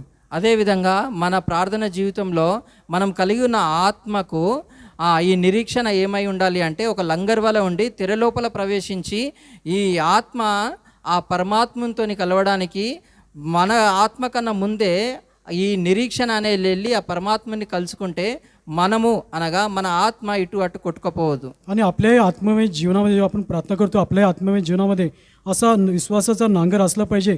आणि तो आत्मा जो आहे विश्वासमय आत्मा आपल्या विनंतीच्या आपल्या अगोदर त्याच्याकडे ही विनंती हा आत्मा जो नांगररूपी जो स्थिर इकडे तिकडे हलकावाई न घाता आपल्या जीवनाची ओढी किंवा जहाज स्थिर राहण्यासाठी या नांगराची गरज आहे. కాబట్టి మనం ప్రార్థన చేసేటప్పుడు ఒక మాట ఏమని జ్ఞాపకం చేసుకోవాలి అంటే आणि जेव्हा నిరీక్షణ కలిగి ఉండాలనే మాట జ్ఞాపకం చేసుకోవాలి. ప్రార్థన చేయక ముందు మన మనవి ఆయన దగ్గర వేడుకోక ముందే మన నిరీక్షణ ఆయన దగ్గరికి వెళ్ళి ఆయనను అత్తుకుంటే దాన్ని బట్టి మనము ఇటు అటు కొట్టుకోకపోకుండా మన ప్రార్థనలకు జవాబు వచ్చే అవకాశం ఉంది. आणि आपण प्रार्थना करण्याच्या अगोदर असा आशा आपण बाळगली पाहिजे. हो हे शक्य होईल अशी आशा आपण बाळगली पाहिजे. त्याच्यामुळे आपण देखील जेव्हा प्रार्थना करतो जेव्हा आपल्या प्रार्थनाच्याद्वारे परमेश्वराकडे हे पोचलं जाईल त्याच्यामुळे आपल्या मनात कुठली शंका न आणता आपण आशा ठेवून आणि त्या जहाजाच्या प्रमाणे इकडे तिकडे हेलकावणे न खाता स्थिर राहण्यासाठी విశ్వాసమయ ఆశామయ అసే నాంగర్ యాచి గరజ్ आहे. కాబట్టి దీన్ని బట్టి మనము ప్రార్థన జీవితంలో మరొక మాట ఏం నేర్చుకుంటున్నామంటే నిరీక్షణ కలిగి ఉండాలి ప్రార్థన జీవితంలో. आणि म्हणून आपण प्रार्थनेमध्ये आशा ठेवून आपण प्रार्थना केली पाहिजे. म्हणून आपल्या आशामय जीवन प्रार्थना असली पाहिजे. అదేవిధంగా ఇంకొక మాట చదువుకుందాము. दुसरं वचन वाचूया. 5వ అధ్యాయంలో చివరి రెండో చివరి లైన్, ఆయనే నా రక్షణకర్త అనియు నా దేవుడని చెప్పుకొనొచ్చు, ఇంకను నేను ఆయనను స్తుతించెదను. आणि या ठिकाणी आपण स्तोत्रसंहिता 42:5च्या शेवटच्या भागात देवाची आशा धर तो मला दर्शन देऊन माझा उद्धार करतो या ठिकाणी वचन आहे. మనం ఎవరికైతే ప్రార్థన చేస్తున్నామో అతను మనకు రక్షణకర్త అని మనం జ్ఞాపకం చేసుకోవాలి. आणि ज्याच्याजवळ आपण प्रार्थना करतो तो माझा उद्धार करता आहे याचं स्मरण आपल्याला झालं पाहिजे. రక్షణ యెహోవా ఇచ్చేది అని మనం కీర్తన గ్రంథంలో చదువుకుంటాము. आणि स्तोत्रसंहितेमध्ये तारण यहोवाकडून परमेश्वराकडून आहे याचं आपण वचन वाचतो. అదేవిధంగా బూదిగంతం నివాసులారా నా వైపు చూచి రక్షణ పొందండి అని యెషయా 45వ అధ్యాయంలో చదివే వారంగా ఉన్నాము. आणि म्हणून यशाया 40:40मध्ये पृथ्वीच्या सर्व निवासांनो सर्व माझ्याकडे पहा आणि तारण प्राप्त करून घ्या असं वचन आहे. కాబట్టి ప్రార్థన జీవితంలో మనము రక్షణకర్తకు ప్రార్థన చేస్తున్నామని జ్ఞాపకం చేసుకోవడానికి ఒక వచనము చదువుకుందాము. आणि जेव्हा आपण प्रार्थना करतो त्यावेळेस आपल्या तारणकर्त्याकडे आपण प्रार्थना करतो याचं स्मरण करतो. आपण एक वचन वाचूया. రోమీయులకు రాసిన పత్రిక 10వ అధ్యాయము 9వ వచనం 13వ వచనం. రోమీయులకు రాసిన పత్రిక 10వ అధ్యాయము 13వ వచనం. रोमकरास पत्र ఎందుకనగా ప్రభు నామమును బట్టి ప్రార్థన చేయువాడెవడో వాడు రక్షింపబడును. रोमकरास पत्र 10वा अध्याय 13 वचन. कारण जो कोणी प्रभूचे नाव घेऊन त्याचा दावा करील त्याचे तारण होईल. దీన్ని బట్టి మనం ఏమని అర్థం చేసుకోవాలి అంటే ప్రభు నామం బట్టి ప్రార్థన చేస్తే మనకు రక్షణ కలుగుతుంది. ఉదాహరణకి బ్రదర్ భక్సింగ్ గారిని మనము జ్ఞాపకం చేసుకుంటుంటే ఆయన రక్షింపబడే క్రమంలో మొదట ఆయన ఏ విధంగా ప్రార్థన చేశాడు, యేసు ప్రభువా అంటే ఆయనే ఆ రక్షణలోనికి తీసుకొని రాబడ్డాడు. आणि या ठिकाणी आपण पाहतो जो कोणी प्रार्थना करतो धावा करील त्याचं तारण होईल. ज्याप्रमाणे आपले भक्तसिंग बंधू आहेत त्यांनी जे अगोदर परमेश्वराकडे तारण होण्यापूर्वी प्रभू म्हणून प्रार्थना केली तेव्हा त्यांचा प्रवेश त्यांना झाला आहे. కాబట్టి మనకు ప్రార్థన అవసరత వచ్చినప్పుడు మనం ఆత్మలో మూలుగుతూ ఉండాలి, ప్రభువా యేసు ప్రభువా అని. आणि जेव्हा आपल्याला कुठल्या आत्मिक जीवनामध्ये कुठले संकट आलं तर आत्म्यामध्ये आपण कणत राहिलं पाहिजे. हे माझा ताणारा प्रभू असं आपण आत्म्यात कणत राहिलं पाहिजे. ఆ విధంగా చేసినట్లయితే మనకు దేవుడు వాక్యం ద్వారా ఏమని ప్రోత్సహిస్తున్నాడంటే आणि असं जर आपण करत असेल तर परमेश्वर वचनाद्वारे आपल्याला काय प्रोत्साहन देतो? ఏమని ప్రోత్సహిస్తున్నాడంటే మనకు ఆత్మ బలహీనత అని ఎరిగి ఆయననే మనకు ప్రార్థనలో సహాయం చేసేవాడుగా ఉన్నాడు. आणि आपला शरीर किंवा आत्मा दुर्बळ घटक आहे, त्याच्यामुळे परमेश्वर आपल्याला सहाय्य करेल असं तो सांगत आहे. కాబట్టి ప్రభునామంన ప్రార్థన చేయాలని దేవుడు సెలవిస్తున్నాడు.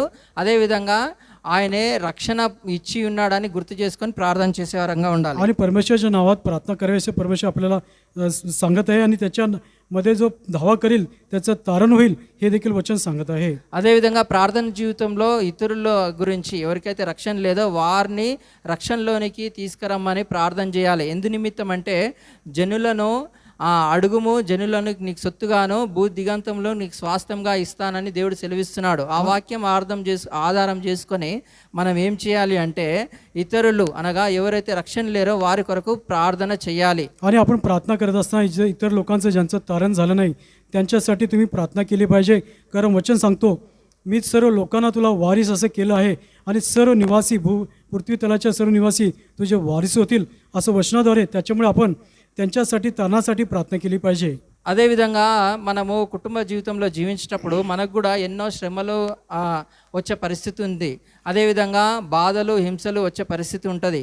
అలాంటి సమయంలో మనము రక్షణకర్త అయిన దేవునికి ప్రార్థన చేయాలి. आणि आपल्या कौटुंबिक जीवनामध्ये पुष्कळ संकटे येत असतात आणि आपल्या जीवनामध्ये देखील पुष्कळ संकट, क्लेश, सर्व प्रकारचे संकटे, दुःख आणि परिस्थिती येतात. त्याच्यामुळे आपला जो तारणारा प्रभू आहे याच्याकडे आपण प्रार्थना केली पाहिजे.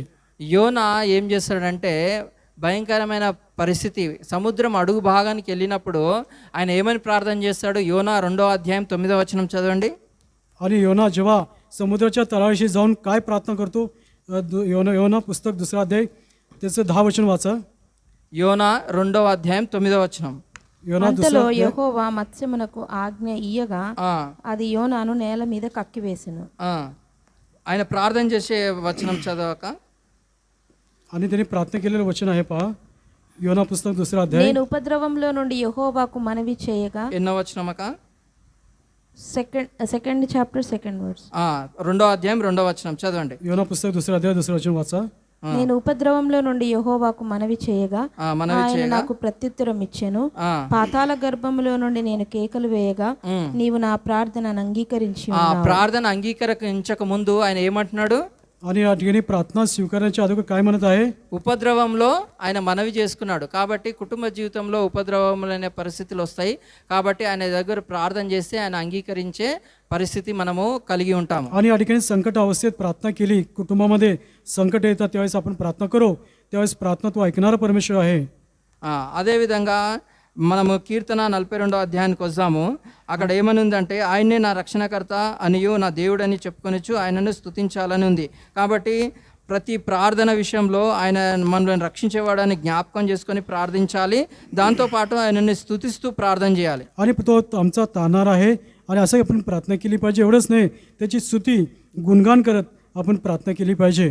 తర్వాత 6వ వచనంలో మొదటి లైన్లో ఏమని ఉంది అంటే నా దేవా నా ప్రాణము నాలో కృంగి ఉన్నది, కావున యోర్దాను ప్రదేశం నుండి, హెర్మోను పర్వతం నుండి, మీసారు కొండ నుండి తర్వాత నేను నిన్ను జ్ఞాపకం చేసుకొనిచున్నాను అని రాయబడింది 6వ వచనం. आणि 6व्या वचनामध्ये हे माझ्या देवा माझा जीव आतल्या आत खिन्न झाला आहे, म्हणून यार्देनेच्या हर्मोनाच्या प्रदेशात व मिसहाराच्या डोंगराजवळ मी तुझे स्मरण करीतो. కాబట్టి 6వ వచనంలో ఈ కీర్తనకారుడు ఏమని మనకు తెలియజేస్తున్నాడంటే యోర్దాను ప్రదేశం నుండి జ్ఞాపకం చేసుకుంటున్నాడంట దేవుణ్ణి. आणि या ठिकाणी यार्देनेच्या प्रदेशामध्ये तो देवाचं स्मरण तो करत आहे.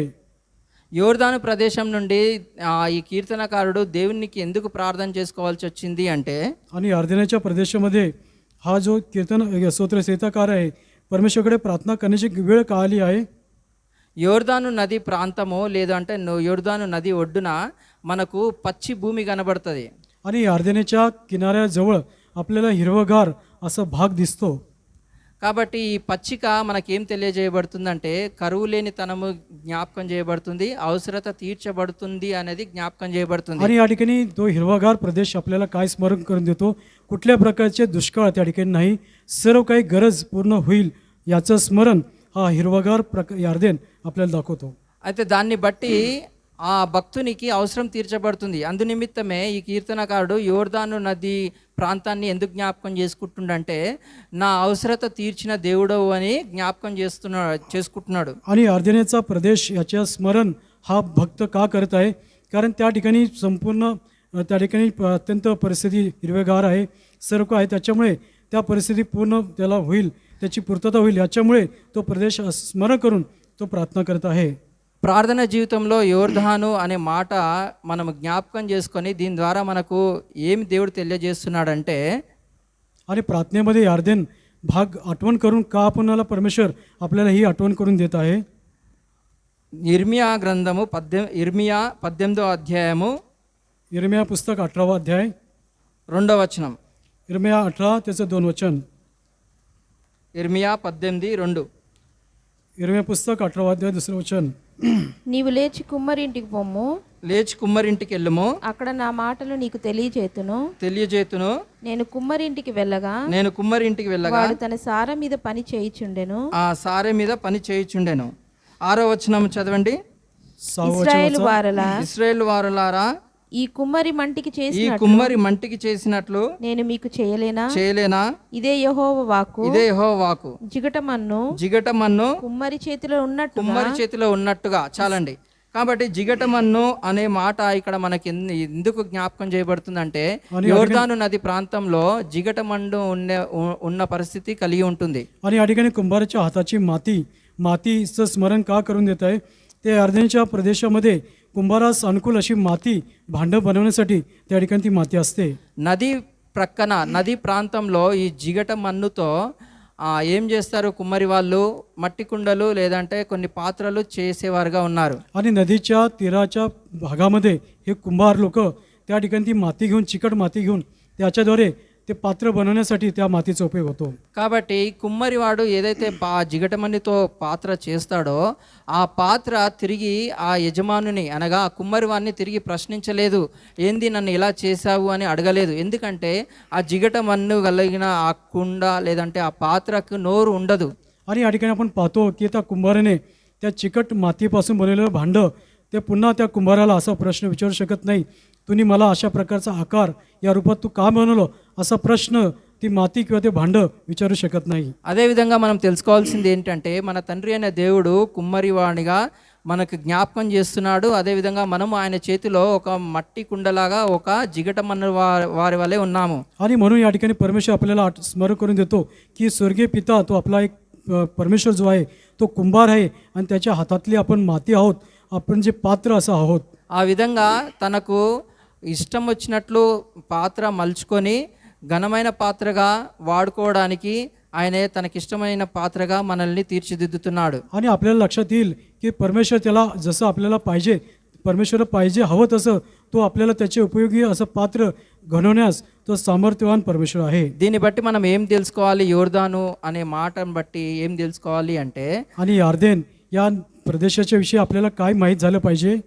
ఆ యోర్దాను నది పక్కన ఉన్న జిగటమన్ను ఏ విధంగా అయితే కుమ్మరి చేతిలో ఆ నోరు లేకుండా ఆ మలిచినట్టు ఉంటుందో అదేవిధంగా మన ప్రార్థన జీవితంలో దేవుని దగ్గర మనం ఏ విధంగా ఉండాలి అంటే ఎదురు ప్రశ్న వేయకుండా ఆయన ఇష్టం వచ్చినట్లు చేసుకొని ఆయన చిత్తమే జరగని నా జీవితంలో అన్నట్టుగా మనం ఉండాలి. आणि या ठिकाणी ते जे अर्धनेच्या नदीच्या तीरावरती जी चिकट माती आहे त्या कुंभाराच्या हातात जशी असते आणि ती माती कुठलाही प्रश्न विचारता जसं ते पात्र घडविलं जातं आहे निमूटपणे न बोलता ते पात्र तयार होण्यास ती संमती देते, त्याप्रमाणे आपण देखील जेव्हा आपण प्रार्थना करतो कुठल्या प्रकारचा प्रश्न न विचारता परमेश्वराकडून जशा प्रकारे उत्तर येईल त्याची वाट पाहणारे आपण असलं पाहिजे. కీర్తనలు 42వ అధ్యాయం 6వ వచనంలో ఈ కీర్తనకారుడు యోర్దాను ప్రదేశం నుండి అనేది ఎందుకు జ్ఞాపకం చేసుకుంటున్నాడంటే ఈ యోర్దాను నది పక్కన ఉన్న మట్టి కుమ్మరి చేతిలో వాడబడడానికి మౌనంగా నోరు లేకుండా ఉన్న దాన్ని బట్టి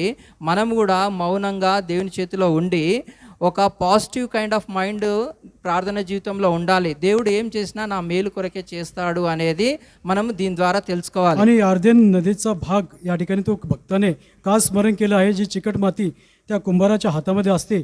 तो कुंभारच्या हातात असलेली माती कुठले प्रश्न न विचारता जसं हवं तो घडवतो, त्याचप्रमाणे आपण देखील परमेश्वराच्या हातात राहावं पाहिजे आणि कुठलेही प्रश्न न विचारता जसं त्याच्या मनाला वाटेल तसं आपल्याला तो घडविल, त्याप्रमाणे त्याची परवानगी घेऊन आपण तसं वागलं पाहिजे. याचं स्मरण म्हणून करून देत आहे अर्धन भाग. కాబట్టి ప్రార్థన జీవితంలో సానుకూలమైన మనసు కలిగి ఉండాలి. అంటే పాజిటివ్ మైండ్తో మనము ప్రార్థన చేసే వారంగా ఉండాలి. आणि प्रार्थनामय जीवनामध्ये आपण होकारार्थी प्रार्थना करणारे अशा प्रकारे असलं पाहिजे. అదేవిధంగా మనము ఈ యోర్దాను నది ప్రాంతాన్ని కీర్తనకారుడు ఎందుకు జ్ఞాపకం చేసుకున్నాడు, దీనిపైన ఇంకొక మాట చూసుకుందాము. आणि या स्तोत्र संहिताकाराने या अर्धनेचा भाग का या ठिकाणी स्मरण केलं आहे याच्याविषयी वचन आपण पाहूया. మొదటి రాజుల గ్రంథం 7వ అధ్యాయం. पहिले राजे त्याचा 7वा अध्याय. మొదటి రాజుల గ్రంథం 7వ అధ్యాయము पहिले राजे 7वा अध्याय 45వ వచనము, 46వ వచనము, 47వ వచనము, 45, 46 వచనం అందరం కలిసి చదువుకుందాం. आणि या ठिकाणी पहिले राजे చేటలను గిన్నెలను వీటన్నిటిని రాజైన సొలొమోను पावडी ఆజ్ఞను బట్టి హీరాము యెహోవా परमेश्वराच्या మందిరమునకు मंदिरातील చేసెను. जी ही ఈ पात्रे వస్తువులన్నీ हिरामाने మెరుగుపెట్టి सलमान ఇత్తడి राजासाठी వలె बनवली. ఉండెను. सर्व पितरांसून యోర్దాను त्यास మైదానమందు जिले दिली होती. राजाने ती సుక్కోతునకు अर्धन సారెతునకు खोऱ्यात మధ్య జిగట सुक्कोत భూమి యందు सातान यांच्या రాజు मधील వాటిని प्रदेशात चिकन పోతపోయించెను. मातीत ओतविली होती. ఇక్కడ 46వ వచనంలో ఏమని చదువుకుంటున్నామంటే పైలే యోర్దాను నది ప్రాంతం దగ్గర జిగట మన్ను ఉంది అని జ్ఞాపకం చేయబడుతుంది. आणि पहिले राजे 7वा अध्याय 45 मध्ये 46 वर्षांच्या शेवटच्या भागात या ठिकाणी यार्देनाच्या खोऱ्यात चिकन मातीत ओतवली होती. కాబట్టి 46వ వచనం ఎవరైనా చదవండి. आणि कृपया 46 वचन कोणतरी वाचा. మొదటి రాజుల గ్రంథం 7వ అధ్యాయము 46వ వచనం. पहिले राजे 7 त्याचं 46 वचन. యోర్దాను మైదానమందు యోర్దాను మైదానమందు సుక్కోతునకును సారెతానుకునకు మధ్య జిగట భూమి యందు రాజు వాటిని పోతపోయించెను. దీన్ని బట్టి మనకేం తెలుస్తుంది, ఇక్కడ యోర్దాను మైదానమందు జిగట భూమి అని రాయబడింది. आणि या ठिकाणी आपल्या लक्षात काय येतं 46 वचनामध्ये त्या ठिकाणी त्या प्रदेशामध्ये चिकन माती आहे हे आपल्या लक्षात येतं. కాబట్టి ఈ జిగట భూమి అందు అనగా సుక్కోతునకును సారెతునకు మధ్య ఏం చేయించాడు రాజు? 45వ వచనంలో చదవండి. आणि 45 वर्षामध्ये वाचा, राजाने काय केलं आहे? బిందెలను చేటలను గిన్నెలను వీటన్నిటిని రాజైన సొలొమోను ఆజ్ఞను బట్టి హీరాము యెహోవా మందిరమునకు చేసెను. आणि या ठिकाणी सलमान राजाच्या आज्ञेवरून या ठिकाणी पात्रे पावडी कोटोरे बनवली आहेत हिरामाने. ఈ 45వ వచనం పై వచనాలలో కూడా ఇంకా ఏమేమి చేయబడిందో అవన్నీ రాయబడింది. కాబట్టి ఈ యోర్దాను మైదానము అనగా యోర్దాను ప్రాంతంలో ఇవన్నీ మందిరంకు ఉపయోగపడే వస్తువులు చేయబడ్డాయి. आणि या ठिकाणी अर्धनेच्या भागातील त्या चिकन मातीच्याद्वारे चिकट मातीद्वारे त्या ठिकाणी मंदिरात लागणारे सर्व अवजारे साहित्य बनवले गेले आहेत. కాబట్టి యోర్దాను నది ప్రాంతంలో చేయబడిన ఉపకరణములు మందిరంలో వాడబడ్డాయి. అదేవిధంగా మనము దేనికి సాదృశ్యంగా ఉన్నాము? దేవుని ఆలయానికి సాదృశ్యంగా ఉన్నది మన దేహము. కాబట్టి మన దేహము కలిగిన ఈ అవయవములు కూడా ఈ దేవుని మందిరంలో వాడబడాలి. आणि या ठिकाणी अर्धनेच्या त्या मातीपासून त्या परमेश्वराच्या घरासाठी त्या ठिकाणी पात्रे बनवले गेले. त्याप्रमाणे आपण देखील परमेश्वराचे आपण लोक आहोत. मंदिरात आपण देखील त्या परमेश्वराच्या मंदिरातील पात्र्याप्रमाणे आपला देखील उपयोग परमेश्वराच्या घरात झाला पाहिजे. యోర్దాను మైదానమందు కొన్ని వస్తువులు చేయబడ్డాయి, అవి వచ్చి మందిరంలో వాడబడ్డాయి. आणि अर्धनेच्या त्या प्रदेशामधले काही पात्रे तयार करण्यात आली, ते मंदिरात त्याचा उपयोग झाला. అదేవిధంగా ఈ ఉపకరణములు ఏవైతే ఉపకరణములు ఉన్నాయో అవి దేనికి సాదృశ్యంగా ఉన్నాయి అంటే మన దేహానికి కలిగిన అవయవములకు సాదృశ్యంగా ఉన్నాయి. आणि ही जी पात्रे कशाचं प्रतीक आहे? आपल्या शरीरामध्ये जी काही शरीर भाग आहेत त्याचं प्रतीक ही पात्रे आहेत. ఆ చేయబడిన ఉపకరణములు తీసుకొచ్చి మందిరంలోకి ఏ విధంగా వాడబడి ఉన్నాయో ఆ ఉపకరణలకు సాదృశ్యంగా ఉన్న మన అవయవములు, దేహానికి కలిగి ఉన్న అవయవములు కూడా దేవుని మందిరంలో వాడబడాలని ఈ వాక్యం ద్వారా దేవుడు మనకు తెలియజేస్తున్నాడు. आणि ज्याप्रमाणे अर्धनेच्या प्रदेशातील ज्या मातीच्याद्वारे जी पात्रे बनवली ती परमेश्वराच्या घरात त्याचा उपयोग वेगवेगळ्या कामासाठी झाली, त्याप्रमाणे आपलं देखील शरीर परमेश्वराच्या पात्राप्रमाणे वेगवेगळे अवयव त्याच्या मंदिरामध्ये त्याचा उपयोग झाला पाहिजे. అందుగురించే కీర్తనకారుడు యోర్దాను నది ప్రాంతాన్ని జ్ఞాపకం చేసుకుంటున్నాడు. आणि म्हणून या ठिकाणी स्तोत्र संहिताकार या अर्धनेचा प्रदेश त्याचं स्मरण तो करत आहे. ప్రార్థన జీవితంలో మనం కూడా ఏం నేర్చుకోవాలంటే మన దేహం కలిగి ఉన్న అవయవంలో ఈ చేతులు కలిగి ఉన్నాం కదా, ఈ చేతులు కూడా దేవుని సేవ నిమిత్తమై దేవుని మందిరము పని నిమిత్తమై వాడబడాలి. అదేవిధంగా ఈ చేతులు దేవునికి ప్రార్థన కొరకు ఉపయోగపడాలి. आणि आपल्या शरीर ज्याप्रमाणे त्या प्रदेशातील जी भांडे वापरण्यात आली त्याप्रमाणे आपले देखील शरीरामधले प्रत्येक अवयव परमेश्वराच्या घरात वापरले झालं पाहिजे. कारण आपलं जे हातं आहेत ते देखील परमेश्वराच्या सेवा कार्यासाठी वापरले गेलं पाहिजे. आणि एवढंच नव्हे तर प्रार्थनेसाठी देखील आपले हे हात याचा उपयोग झाला पाहिजे. 1 తిమోతి 2:8 చదవండి. 1 తిమోతి तिमोथेचे पहिले पत्र 2:8. तिमोथेचे पहिले पत्र पहिला अध्याय त्याचं 8 वचन. తిమోతికి రాసిన మొదటి పత్రిక तिमोथेचे पहिले 2:8. दुसरा अध्याय त्याचं 8 वचन. కావున ప్రతి స్థలమందును పురుషులు కోపమును సంశయమును లేనివారై పవిత్రమైన చేతులెత్తి ప్రార్థన చేయవలనని కోరుచున్నాను. చూశారా, या ठिकाणी प्रत्येक ठिकाणी पुरुष राग विवाद सोडून पवित्र हात वर करून प्रार्थना करावी अशी माझी इच्छा आहे. మన దేహానికి కలిగి ఉన్న చేతులు పవిత్రములై ప్రార్థన చేయాలని దేవుడు కోరుతున్నాడు. आणि आपले जे शरीरामध्ये जे हात आहेत ते पवित्र असावं, निर्दोष असावे आणि ते प्रार्थना करावी अशी परमेश्वराची इच्छा आहे. ఏ విధంగా అయితే యోర్దాను ప్రాంతంలో చేయబడిన ఉపకరణములు దేవుని మందిరానికి ఉపయోగపడుతున్నాయో అదే విధంగా మన దేహానికి కలిగి ఉన్న చేతులు పవిత్రములై ఉండి ఆ పవిత్రమైన చేతులెత్తి దేవుని మందిరంలో ప్రార్థన చేసే వారంగా ఉండాలి. आणि आर्देनाळ प्रदेशामध्ये जी पात्रे बनवले गेले ते परमेश्वर घरात उपयोगी पडत आहे. त्याप्रमाणे आपण देखील परमेश्वराच्या घरात आपले हात देखील पवित्र होऊन त्याच्यामध्ये परमेश्वराच्या घरात मंदिरामध्ये प्रार्थना केली पाहिजे. తర్వాత కీర్తన 42:6 వద్దాము. యోర్దాను ప్రాంతం గురించి మనం నేర్చుకోవాల్సింది దేవుడు తెలియజేశాడు. దాని తర్వాత హెర్మోను పర్వతం నుండి మీసార్ కొండ నుండి దేవుని జ్ఞాపకం చేసుకుంటున్నాడు కీర్తనకారుడు. आणि स्तोत्रसंहिता 42:6 मध्ये या ठिकाणी आपण यार्देनाचा भाग पाहिला. त्याच्यानंतर हर्मोन प्रदेशात मिस्राच्या डोंगराजवळ या ठिकाणी स्मरण करतो. యోర్దాను ప్రదేశం నుండి తర్వాత మాట ఏంటి? హెర్మోను పర్వతంను జ్ఞాపకం చేసుకుంటున్నాడు.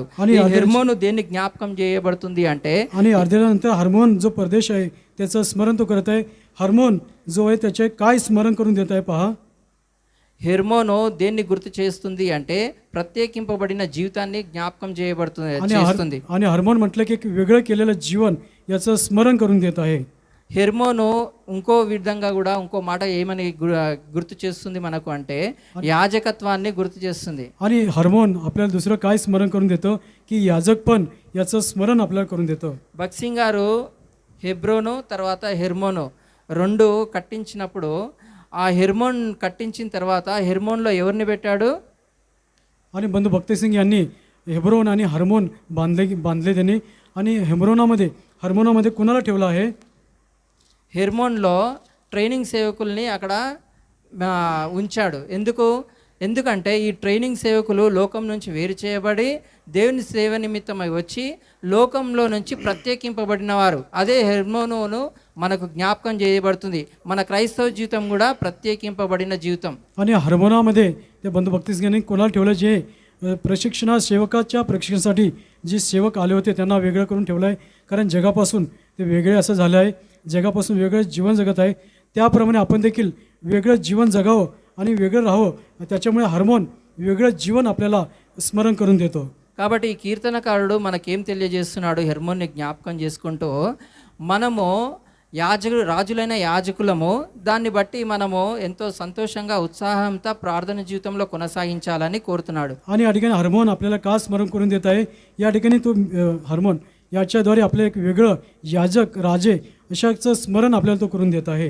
ఇందు నిమిత్తమే మనము అవిశ్వాసులతో జోడు ఉండకుండా అది కొరింథీయులకు రాసిన పత్రికలో రాయబడింది. కాబట్టి లోకం నుండి వేరు చేయబడి ప్రత్యేకంగా ఉండండి, వారిలో నుంచి బయలు వెళ్ళి ఉండండి అని రాయబడింది. आणि करिंथीयांच्या पत्रामध्ये त्या ठिकाणी म्हणून जगापासून वेगळे व्हा, त्यातून निघा असं वचन त्या ठिकाणी आहे. అందునిమిత్తమే కీర్తనకారుడు హెర్మోన్ని జ్ఞాపకం చేసుకుంటూ మనకు తెలియజేస్తుంది ఏంటి అంటే, మనము ప్రత్యేకమైన జీవితం అనగా పవిత్రమైన జీవితం కలిగి ప్రార్థన చేయాలి. ఇష్టానుసారంగా జీవితం జీవించి నాకు ఏదంటే అది ఇచ్చేయి అంటే దేవుడు ఇచ్చేవాడు కాదు.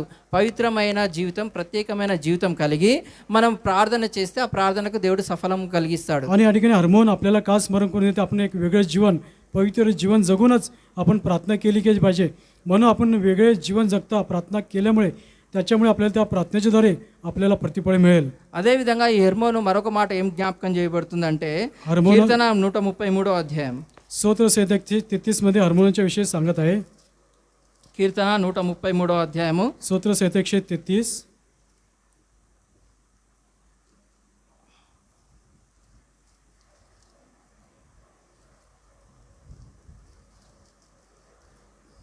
133వ అధ్యాయము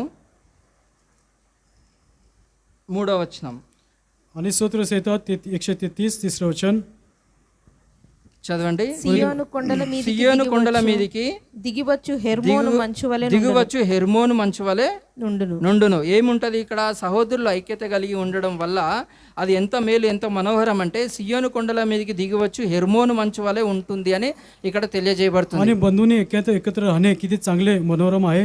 ते कसं आहे की ते सियोन डोंगरावर उतरणाऱ्या हार्मोन पर्वताच्या दैवासारखं ते आहे. కాబట్టి సియోను కొండ మీదకి ఏదైతే మంచు దిగి వస్తుందో హెర్మోన్ నుంచి, అది ఆశీర్వాదకరంగా అనగా ప్రార్థన జీవితానికి మనము ప్రార్థన ఏదైతే మనవి చేసుకుంటామో అది సమాధానము వస్తుంది అని గుర్తు చేయబడుతుంది. आणि सियोन डोंगरावरती जी उतरणारी हार्मोन पर्वताच्या दैवासारखं आहे. आणि याचा अर्थ त्या ठिकाणी ते दैवर काय आहे, जी प्रार्थना आपण करतो त्याचं उत्तर, त्याचा आशीर्वाद त्या ठिकाणी उतरणाऱ्यासारखं आहे हार्मोन्समध्ये. ఇక్కడ మనం తెలుసుకోవాల్సింది ఏంటంటే, మన దేహము ఆయనకు ఆలయం కదా. అయితే ఆయన ఆలయము అంటే మరొక మాట ఏంటి? సియోను అని చెప్పుకోవచ్చు. అయితే ఈ సియోను మీదకి ఏం దిగి వస్తుంది? హెర్మోన్ నుండి మంచు వస్తుంది. కాబట్టి ఆయన ఆలయమైన మనము ఆయనకు మనవి చేస్తే ఆయన తిరిగి జవాబు ఇస్తే దానికి అర్థం ఏంటి అంటే, ఆ హెర్మోన్ నుంచి ఆయన మనకు జవాబు ఇయ్యడము ఏ విధంగా జ్ఞాపకం చేయబడుతుందంటే, ఆ హెర్మోన్ నుంచి మంచు సియోను కొండ మీదకి దిగి వచ్చేదిగా జ్ఞాపకం చేయబడుతుంది. आणि या ठिकाणी आपण पाहतो की आपलं शरीर परमेश्वराचं मंदिर आहे. तेव्हा आपण या मंदिराने जेव्हा आपण त्याला प्रार्थना करतो, ते प्रार्थनेचं उत्तर कशा प्रकारे येतं, त्या सियोन डोंगरावर उतरणाऱ्या हार्मोन पर्वताच्या दैवारासारखं त्या प्रार्थनेचं उत्तर आपल्याला त्या दैवाराचं प्रतीक ते आहे.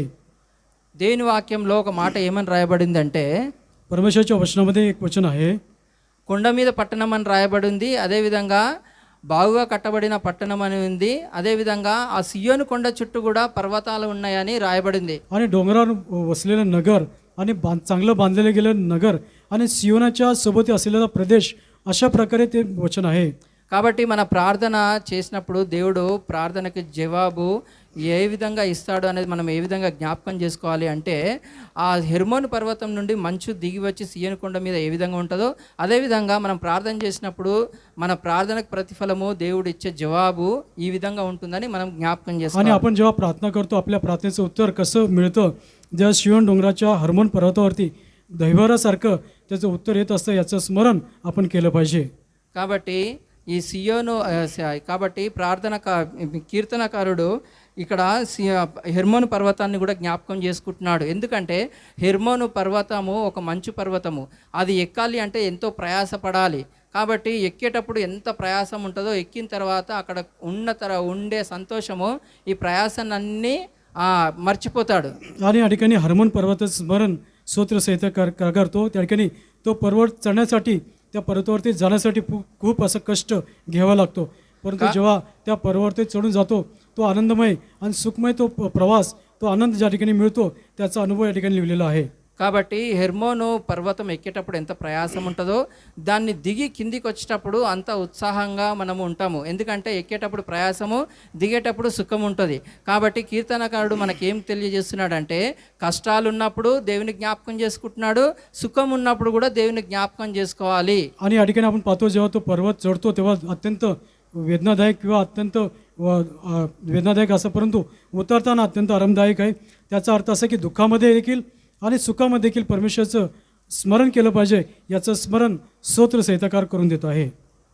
హెర్మోను పర్వతం నుండి మీసారు కొండ నుండి అంటే దీని అర్థం ఏంటంటే హెర్మోను పర్వతం ఎక్కేటప్పుడు ఎంత ప్రయాసం ఉంటుందో అదేవిధంగా అంత ప్రయాసాల్లో అంత కష్టాల్లో దేవుడు నాకు తోడుగా ఉన్నాడు. అక్కడి నుండి మీసారు కొండ నుండి జ్ఞాపకం చేసుకుంటున్నాడు దేవుణ్ణి. ఆ మీసారు కొండ ఏం జ్ఞాపకం చేయబడుతుందంటే ఆ గొప్ప పర్వతము ప్రయాసపడి ఎక్కడము ఎన్ని కష్టాలు కలిగి ఉంటాయో అంత కష్టంలో దేవుడు నాకు తోడుగా ఉన్నాడని జ్ఞాపకం చేసుకుంటున్నాడు. అంత కష్టంలో ఉన్నప్పుడు దేవుడు ఏ విధంగా అయితే నాకు తోడుగా ఉన్నాడో అదేవిధంగా మీసారు కొండ అనేది చిన్నది.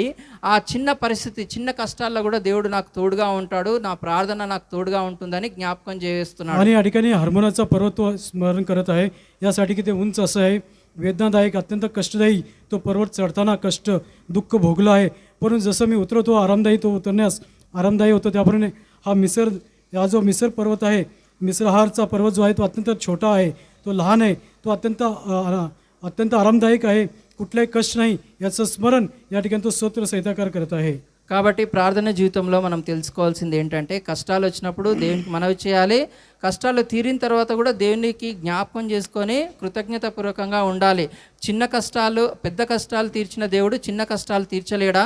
అందునిమిత్తమే ఇక్కడ మనకు రాయబడి జ్ఞాపకం చేయబడుతుంది ఏంటంటే హెర్మోను మీసారు కొండ ఒక పెద్ద పర్వతంలోకి ఏ విధంగా దేవుడు తోడుగా ఉన్నాడో చిన్న పర్వతం కూడా అదే విధంగా తోడుగా ఉంటాడు. దానికి అర్థం ఏంటంటే ఎక్కువ కష్టాలు ఉన్నప్పుడు దేవుడు తోడుగా ఉన్న దేవుడు చిన్న కష్టాలు కూడా తొలగిస్తాడని మనము జ్ఞాపకం చేసుకోవాలి. आणि या ठिकाणी हर्मोन पर्वताचं प्रतीक काय आहे की मोठं संकट दुःख आल्यानंतर परमेश्वर त्यातून देखील आपला बचाव सुटका करेल. त्याप्रमाणे मिसर जो छोटा पर्वत आहे तशा प्रकारच्या देखील छोट्या आणि मोठ्या संकटात देखील परमेश्वर आपली सुटका करेल, बचाव करेल याचं स्मरण आणि प्रत्येक क्षणी आपण प्रार्थना केली पाहिजे याचं स्मरण आपल्याला करून देत असतो.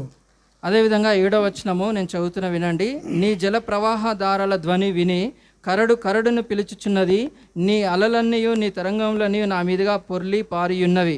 దీనికి అర్థం ఏంటంటే కరడును పిలుచుచున్నది అంటే ఒక అల ఇంకొక అలని పిలుస్తుంది. దీనికి భావం ఏంటంటే ఒక సమస్య ఇంకో సమస్యను పిలుచుకుంటూ మనకు అనేక సమస్యలు ఉండే పరిస్థితి ఉంటుంది. आणि या ठिकाणी तुझ्या धबधब्याचा आवाजाने जणू काय लोंढ्याला बोलत आहे, लोंढ्याला बोलत याचा अर्थ असा की एक समस्या दुसऱ्या समस्याला बोलत आहे. యోబు విషయంలో మనం చూసాం కదా, ఒకరి తర్వాత ఒక కష్టం తర్వాత ఒక కష్టము, ఒకరు చనిపోయిన తర్వాత ఇంకొకరు చనిపోవడం వాళ్ళ కుటుంబంలో.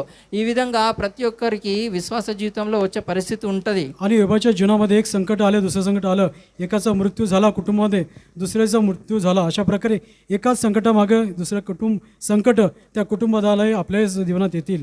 ఇలాంటి పరిస్థితిలో దేవుడు మనకేం తెలియజేస్తున్నాడు అంటే 8వ వచనం చదవండి. 8వ వచనमध्ये काय स्मरण करून देतो पहा. అయినను పగటి వేళ యెహోవా తన కృప కలుగును ఆజ్ఞాపించును. రాత్రి వేళ ఆయనను గూర్చిన కీర్తనయు నా జీవదాత అయిన దేవుని గూర్చిన ప్రార్థనయు నాకు తోడుగా ఉండును. तरी परमेश्वर दिवसा आपले वात्सल्य प्रकट करील, मी रात्री त्याचे गीत माझ्या जीवनदात्या देवाची प्रार्थना गात राहीन. క్రైస్తవ జీవితంలో ఒక విశ్వాసికి అనేక సమస్యలు ఉంటాయి. ఆ సమస్యలు ఉన్న పరిస్థితిలో ఆయనకు ఆ దినమంతా కష్టాలే ఉంటాయి, ఉదయం నుంచి సాయంత్రం వరకు కొన్ని పరిస్థితుల్లో. आणि ख्रिस्ती जीवनामध्ये सकाळपासून संध्याकाळपर्यंत अत्यंत दुःख, वेदना, संकट येत असतात ख्रिस्ती जीवनामध्ये. ఇలాంటి పరిస్థితుల్లో దుఃఖాలు బాధలు ఉన్నప్పుడు దేవుడు ఏమంటున్నాడంటే నా కృప నీకు చాలును అని అంటున్నాడు. आणि अशा प्रकारे दुःख संकटामध्ये परमेश्वर काय म्हणतो, माझी कृपा तुला पुरेशी आहे. ఉదాహరణకి ఒక తల్లి ఒక చిన్న పిల్లవాడు ఇద్దరు కలిసి రోడ్డు మీద నడుచుకొని పోయేటప్పుడు కుమారుడు ఆ రోడ్డు మీద కాలు జారి పడిపోయినప్పుడు గాయమైనప్పుడు రక్తం గారినప్పుడు తల్లి ఏం చేస్తుందంటే, आणि एक उदाहरण दाखल एक आई आणि त्याचा मुलगा रस्त्याने वाटेने चालत असताना जेव्हा मुलगा पाय घसरून खाली पडतो, त्याच्या पायाला जखम होते, तेव्हा आई त्यावेळेस काय करते, ఆమె ఏదో ఒక విచిత్రమైన అద్భుతం చేసి ఆ గాయంను మానపదు. కానీ ఆ గాయం ఉన్నప్పటికి కూడా అతన్ని ఓదారుస్తుంది, ఆదరిస్తుంది, కన్నీరు తుడుస్తుంది, ఎత్తుకొని లాలన చేయని దాన్ని బట్టి ఆ కుమారుడు ఆ గాయాన్ని మర్చిపోతాడు. దాన్నే ఏమన్నా అంటారంటే దైవికమైన భాషలో మనకు వచ్చిన సమస్య కూడా దేవుని నుండి ఏ విధంగా ఉంటుంది అంటే కొన్ని సందర్భంలో సమస్య తీయకపోయినా కానీ ఆయన ఆదరించేవాడుగా ఉంటాడు, ఆయన కృప అనుగ్రహించేవాడుగా ఉంటాడు. आणि अशा प्रकारे ती आई त्या जखम कुठली काही करून ते जखम गायब करत नाही, परंतु त्या अवस्थेमध्ये त्या मुलाला आपल्या कड्यावर घेऊन त्याला अत्यंत प्रेमाने प्रीतीने जवळ घेऊन त्याला सांत्वना आधार वाचलेल्या प्रीतीने त्याला सावरत असते. त्यावेळेस त्याच्याद्वारे आपलाही परमेश्वर त्या अशा प्रकारच्या संकटातून प्रत्येक दुःखातून तो देखील आपल्याला सावरत असतो आणि आपल्याला कडेवर घेऊन तो आपल्याला सांत्वना ఆధార देत असतो. ఈ విషయంలో అపోస్తులైన పౌలుని మనం గుర్తు చేసుకోవాలి. ముళ్ళు తీసేయమని ముమ్మారు ప్రార్థన చేసినా కానీ దేవుడు ఏమన్నాడు, నా కృప నీకు చాలును అన్నాడు. అదేవిధంగా విశ్వాస కుటుంబంలో మనకు ఎన్ని సమస్యలు ఉన్నా కానీ దేవుని కృప అనేది మనకు తోడుగా ఉంటుంది. దాన్ని బట్టి దేవుడు మనకు సహాయం చేసేవాడుగా आणि ఉంటాడు. प्रेषित पौलाच्या जीवनामध्ये देखील त्यांनी प्रार्थना केली 3 वेळा की हा जो माझ्या जीवनातला जो काटा आहे तो काढून टाक, परंतु परमेश्वर काय म्हणला की माझी कृपा तुला पुरेशी आहे. त्याप्रमाणे आपल्या जीवनात त्याची कृपा पुरेशी आहे. ఎన్ని సమస్యలు ఉన్నప్పటికీ కొంతమంది జీవితంలో అవసరాలు తీర్చబడవు, కొంతమంది విశ్వాసాల జీవితాల్లో అవసరతలు తీర్చబడతాయి. అది ఏ విధంగా అంటే కీర్తన 127వ అధ్యాయం 2వ వచనం. आणि काही विश्वासमय जीवनामध्ये त्यांच्या जीवनातील समस्या त्याची पूर्तता काढून टाकली जाते. काही लोकांची समस्या तशीच राहते. कशा प्रकारची समस्या असतात? स्तोत्रसंहिता 127 अध्यायामध्ये కీర్తన 127 स्तोत्रसंहिता 127 2వ వచనం. दुसरं वचन, మీరు వేకువనే లేచి చాలా రాత్రి అయిన తర్వాత పండుకొనుచు కష్టార్జితమైన ఆహారం తినుచుండుట వ్యర్థమే. తన ప్రియులు నిద్రించుచుండగా ఆయన వారికి ఇచ్చుచున్నాడు. చాలు. तुम्ही पाटे उठता उशिरा विश्रांती घेता व कष्टाचे अन्न खाता, पण हे व्यर्थ आहे. तोच आपल्या प्रियजनास लागेल ते झोपेतही देतो. కాబట్టి దేవుని సహాయం ఏ విధంగా ఉంటదంటే आणि परमेश्वर सहायता कशी असते? తమ ప్రియులు నిద్రించుచుంటేనే ఎంత కష్టం చేయకున్నా గానీ ఆయన ఇచ్చేవాడుగా ఉంటాడు. आणि या ठिकाणी कुठलेही कष्ट न घेता त्याचे प्रिय झोपेत असताना त्यास तो देत आहे. కాబట్టి మన ప్రార్థన జీవితంలో ఒక విశ్వాసం కలిగి ఉండాలి. దేవుడు నాకు ఇస్తాడు అనేది ప్రార్థన జీవితంలో మనం ముందుకెళ్ళిపోవాలి. आणि आपल्या प्रार्थनामय जीवनामध्ये परमेश्वर मला देईलच असा विश्वास आपण बाळगून पुढे आत्मिक जीवनामध्ये गेलं पाहिजे. అదేవిధంగా చివరికి కీర్తన 42వ అధ్యాయం 8వ వచనానికి వద్దాము. రాత్రి వేళ ఆయనను గురించిన కీర్తనయు నా జీవదాత అయిన దేవుని గురించి ప్రార్థన నాకు తోడుగా ఉండును. आणि या ठिकाणी शेवटच्या भागामध्ये 42:8च्या शेवटच्या भागामध्ये मी रात्री त्याचे गीत माझ्या जीवनदात्या देवाची प्रार्थना गात राहीन. కాబట్టి దీన్ని బట్టి మనము ఏమని అర్థం చేసుకోవాలి అంటే, आणि याच्यामुळे आपल्या काय लक्षात घेतलं पाहिजे? రాత్రి వేళ ఆయన కీర్తన అనేది మాట మనకి ఏం జ్ఞాపకం చేయబడుతుందంటే, रात्रीच्या वेळेस त्याचे गीत याचं काय स्मरण करून देत आहे आपल्याला? అపోస్తుల కార్యములు 16:25. स्तोत्र प्रेषिताची कृत्ये 25 అపోస్తుల కార్యములు 16వ అధ్యాయం 25వ వచనం. 16 त्याचं 25 प्रेषितांची कृत्ये 16:25 प्रेषितांची कृत्ये 16 अध्याय त्याचं 25 वचन చదవండి. అయితే మధ్యరాత్రి వేళ పౌలు సీనలు దేవుని ప్రార్థించుచు కీర్తనలు పాడుచుండిరి. చాలండి. అప్పుడు మధ్యరాత్రి వేళ పౌలు శీలయు ఏం చేస్తున్నారంటే ప్రార్థించుచు కీర్తనలు పాడుచున్నారు. आणि मध्यरात्रीच्या सुमारास पौल शिला प्रार्थना करीत गाणे गाऊन देवाची स्तुती करत होते. వాళ్ళని కొట్టి జైల్లో వేశారు. అలాంటి సమయంలో బాధపడాలి కానీ వాళ్ళు ప్రార్థన చేస్తున్నారు, కీర్తనలు పాడుచున్నారు. దాన్ని బట్టి మన కీర్తనకారుడు మనకు కూడా ఏమని తెలియజేస్తున్నాడు అంటే, రాత్రి వేళ ఆయన గురించిన కీర్తన అని రాయబడింది. आणि त्या ठिकाणी त्यांना फटके मारून त्या बंदिशात टाकलेलं आहे. आणि तरी देखील ते रात्री चुपचाप न बसता त्या ठिकाणी गीत गात आहे, प्रार्थना करीत आहे. या ठिकाणी म्हणून स्तोत्रसंहिताकार आपल्याला देखील काय सांगत आहे? కాబట్టి విశ్వాస జీవితంలో రాత్రి నిద్ర పట్టని పరిస్థితులు ఉంటాయి, ఎన్నో కష్టాలు ఉంటాయి, బాధలు ఉంటాయి. అలాంటి సమయంలో ప్రార్థన చేసుకుంటా కీర్తన పాడుకుంటా ఉండాలి అని దేవుడు ప్రోత్సహిస్తున్నాడు. అదేవిధంగా కొన్ని సందర్భంలో రాత్రి దుఃఖం ఉండినను ఉదయంన సంతోషమయ్యే పరిస్థితి మనం కలిగి ఉంటాం. आणि आपल्या विश्वासमय जीवनामध्ये पुष्कळ दुःख असतात, संकटे असतात. त्याच्यामुळे आपल्याला रात्रीच्या वेळेस झोप लागत नाही. त्यावेळेस आपण त्याचे गीत गाणे, त्याची प्रार्थना करणे अशा प्रकारे आपण करू शकतो. त्याच्यामुळे आपण बघतो या ठिकाणी विश्वासमय जीवनामध्ये काय केलं पाहिजे, त्याचं रात्रीच्या वेळेस त्याची प्रार्थना आणि गीत गायला पाहिजे असं స్తోత్రసంహితకారు सांगत आहे. కాబట్టి చివరిగా ఒక వచనం, చివరి వచనం చదువుకొని ముగించుకుందాం. आणि शेवटी एक वचन वाचून 42వ అధ్యాయము కీర్తన 8వ వచనము 2వ లైన్ నుంచి చదువుకుందాం. నా జీవదాత దగ్గర నుంచి చదువుకుందాము.